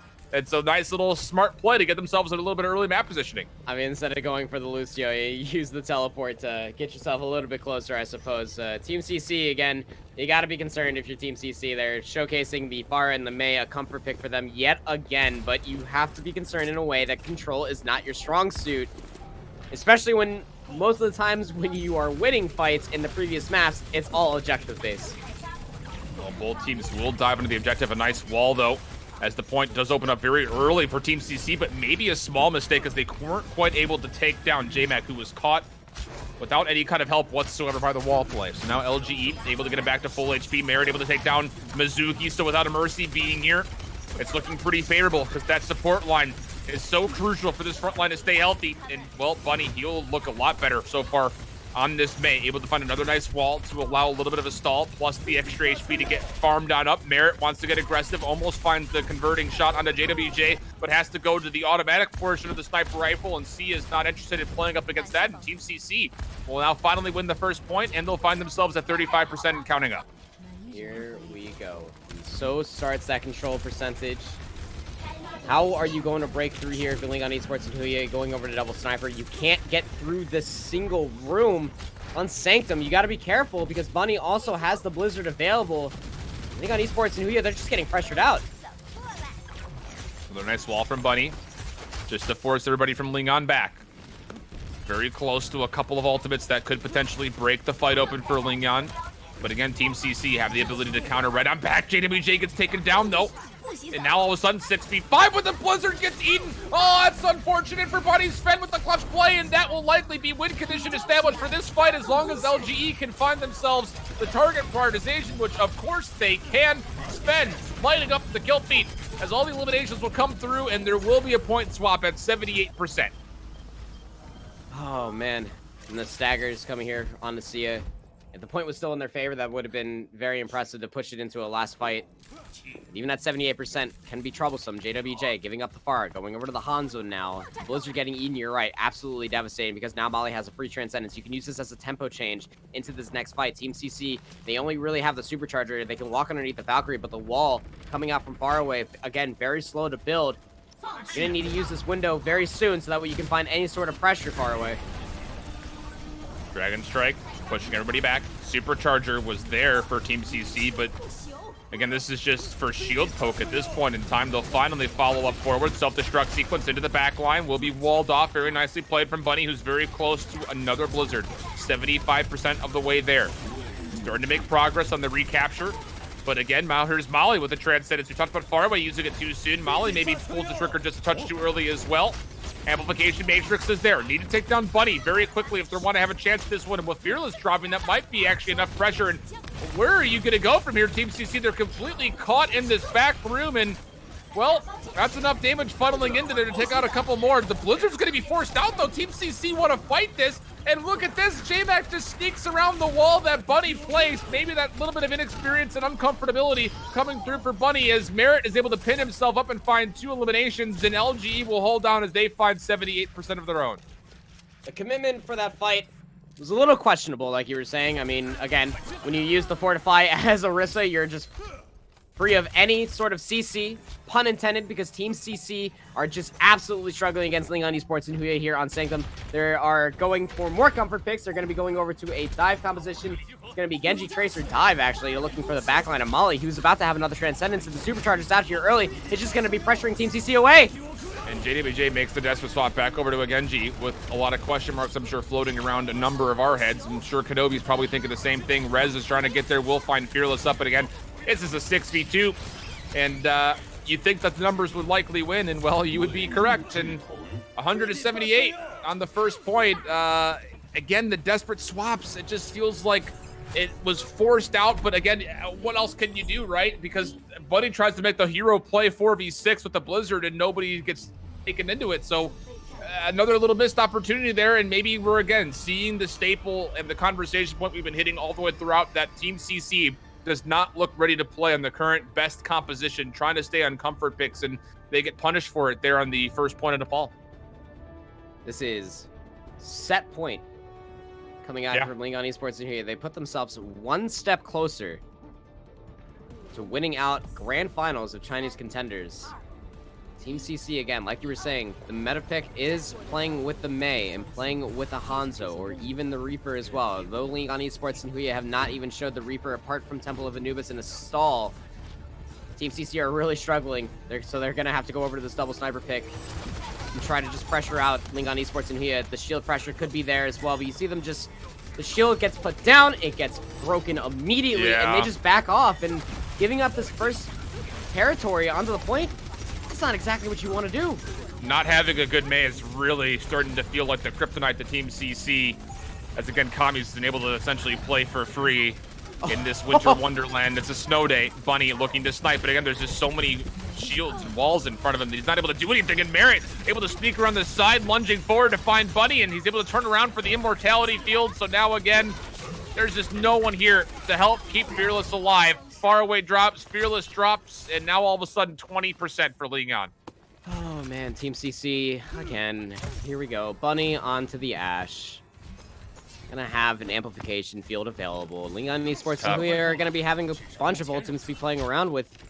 It always seems like, especially for control, Team CC are always playing from behind, but it's not because of the pressure of Lingon Esports. Team CC are putting themselves there, and they need more. They need more pack to the punch, and you could say it's the kryptonite, absolutely, but it's also just how well Kami's been playing, being able to find tremendous value in the Mei since the 2-2-2 lock came out. See what happens this time around. Already 50%. Bunny taken down very low. 6 HP. Will be healed up. The TNT found a little bit of damage of their own. And how about that? A headshot on the JMac through the amplification matrix. Opportunity to come on in. Dragons get eaten by Sia. Team CC down, but not out as they start to push their way back forward. And this is looking like it's just staggered elimination after staggered elimination. And Team CC should be able to flip this point. Just comes down to how much extra percentage will LGE get. It looks like it'll stop at 72%. Team CC now are going to be able to have a pack full of ultimates as well. Sia going to put themselves over the edge. Going to reset their mech as well, because you don't want to be able to give up that ultimate charge or even play as Pilot Diva to leave that opening. You need the defense matrix. You need the self-destruct walking in this next fight. Lingon Esports and Huya probably understand this as well, as Kami is not going to have the PTSD coming from Dorado. Needs to freeze up Sia before this Blizzard comes out. A lot of ultimates, though, for Team CC. Oh, JWJ gets taken down from a headshot out of Kami's ice gun. And now the self-destruct sequence in the back does take down JMac. It's going to be essentially a 3v3 as Bob will also join into the mix this time around. Just comes down to who can find these last couple eliminations. It's Sven, very full HP. And with Merritt and Lengsa finding a couple eliminations on point, it's looking like it will be LGE to hold on to this as they're trying to flip the point back into their favor. And they will be able to do so, only allowing 45% for Team CC. Oh man, and now this is pushing themselves in the last fight territory, and Team CC used every single ultimate apart from their support ultimates far away, holding onto this Transcendence. I hope you are holding onto this Transcendence for Kami's Blizzard that's about to be coming through. They're also going to have an amplification field in the meantime, but Lingon Esports and Huya, they have impactful ultimates still in the Blizzard. Even finding one, if not two, with these DPS ultimates is going to be huge, and Fearless is already down. This is awful, not having that main front liner. No, not again. Suzuki's stuck in the corner, will be taken down as well, and all of the hopes and dreams of Team CC will fall with those picks, and another whole hog for Sven. Your Chinese Contenders Season 2 champions in 2019 will go the way of Lingon Esports and Huya, 2 in a row, the champions of 2019 China. We talked about the ultimate flex, losing out the gauntlet spot, then losing out one gauntlet spot, and now winning Chinese Contenders the second time, like you mentioned, going to gauntlet to represent Chinese Contenders, and very well deserved. Again, when Merritt came around, and even after losing against Phantom Wizard in their final weeks, that was absolutely impressive. It's well deserved. They're playing this meta perfectly with Kami on the Mei. We say unleashed, and that is just showcased here today. We'll bring in Kenobi to wrap things up for us. Again, this has been quite a journey for LGE. Only a couple of weeks ago, they lost to Phantom Wizard, and now they're crowned the champions of Chinese Contenders. What a trip. What kind of bizarro world are we in right now where it's like, if I had asked you, you talked about it at the start, if I had told you that like LGE Huya is going to repeat being the only team besides Lucky Future Zenith, who is arguably the best team to ever play in Chinese Contenders, probably would have called you crazy, right? There's no way any of us going in thought it was going to happen. It was always going to be BLG is going to be the one who's going to win everything. LGD is going to even be in the semifinals. So we have this bizarro final that LGD finally wins, and boy, I mean, credit to LG. Absolutely. Losing Hacker at the end of the season, you have to get someone else. You get Merit, slots in very well, but I think really the person who has shined the most for LG is Kami. Kami finally, unshackled, can play this Mei, and as we saw, a good Mei is very important. And on that last map, really, it showed just Kami was doing so much better. Even when Team CC was playing Mei, like Bunny didn't look terrible. It looked probably the best that I've seen Team CC play when Bunny was on Mei, but just, boy, Team CC, a lot of questions surrounding them. And for LGE, I think this is probably at this point the best team. If 222 is going to be the meta, if this is what we're going to be playing at Gauntlet, this is the best team without a doubt to go there and to represent the Chinese region. Absolutely. And we can sit here and highlight so many different things too. We saw Sven come in at the beginning of the season. You and I specifically, Kenobi, we had this conversation. We had a lot of question marks about this off-tank coming through. Absolutely shining through.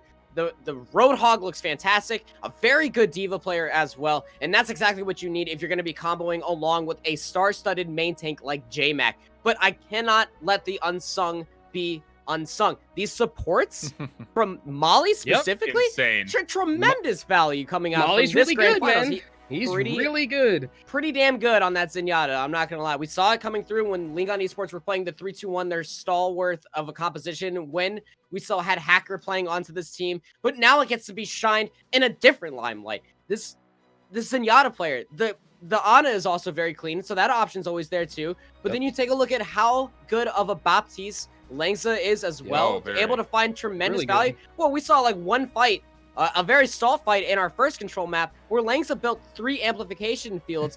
That's just impressive. He lapped Farway, by the way, in one of the maps. Twice. It's like, it's crazy. It's great, and that's what you need. Performance. And that's what you need. If you're looking to go to the Gauntlet spot and you're looking to win your region of Contenders, this is exactly what you need. You need a very strong tank line. I know this is going to be a four-headed statement, but you also need a very good DPS line. One that's able to find value in finding these different off angles. And then you also need a support line that doesn't overextend, that knows how to utilize their utility ultimates such as Transcendence and what they're actually being able to find impact on.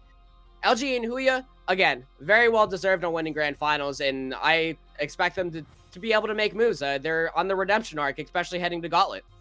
We'll take a look back at the bracket as far as what that journey did look like just in the playoffs alone. Again, starting off against the Giant in T1WGZA, they were able to take that one in 5. LGE then go up against what a lot of us would have considered to be the best team in Chinese Contenders just before the playoffs started, able to take down Billy Gaming 3-1. And then if you tuned in, you saw it, a 4-1 here against Team CC. And, well, if they're looking just as strong as ever when it comes down to them potentially going up against those other top Contenders teams here in a small moment. Again, commiserations to Team CC. They made something special happen, just weren't quite able to get things done. Final thoughts from you, Kenobi and Panda. I mean, so for Team CC, I mean, you got to grand finals. I see a lot of bright spots going into the future with this team. Maybe the meta is going to shift a little bit, or they'll, they have some time to grind out the heroes that are probably going to be in the meta. Get a Mei player or something like that. But there are some players on this team that I really think are going to go places. I think Sia, really good off-tank player. Mizuki shined pretty good this entire series. I mean, when they were on the Baptiste, great play. When they were on the Mercy, great play as well. And I think those are the people who I would probably, if I'm Team CC, try and build around and keep her. Yeah, I mean, Team CC, again, I was highlighting probably the best player, the most consistent player coming out from this team today was Sia on the Diva. Fantastic use of the defense matrix, but it just wasn't enough. My final thoughts especially was that LG and Huya, they have a lot of teams to be combating against when it comes down to Gauntlet. You got all those teams coming from NA that look absolutely terrifying. Then you also have Korea that you got to be worried about, and that's really where they struggled when we went to their showdown originally. Was they got absolutely mollywopped, like we were talking about in the pre-show here. In that showdown, and they're going to need a little bit more of this consistency that's being able to come through, finding these off angles as well, showcasing everything that they showed us today here, guys. This is going to be a team to really look out for. And we say team, but I'm really meaning Kami. You really got to look out for this May. This May is absolutely insane.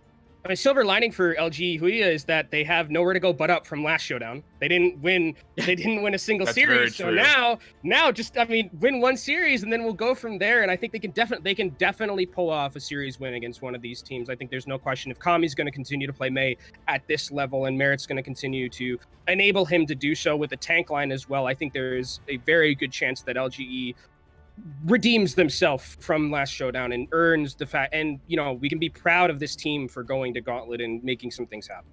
Well, we'll see what happens. Again, that gauntlet will be coming up in the beginning of October 9th. 10 teams, $250,000, all coming from you from Seoul, Korea. You're not going to want to miss that if you're a fan of Overwatch Contenders. But that'll wrap up our coverage and our season here for our Chinese Contenders broadcast. We'll catch you guys for the gauntlet coming up, like I mentioned, at the beginning of October. That's Kenobi, Panda, My Hold Shift. We had Capitiano, Ben, all the staff that have been a part of this broadcast. It's been a pleasure being with you guys. Until the next one, though, hope you guys all keep holding it down. So long.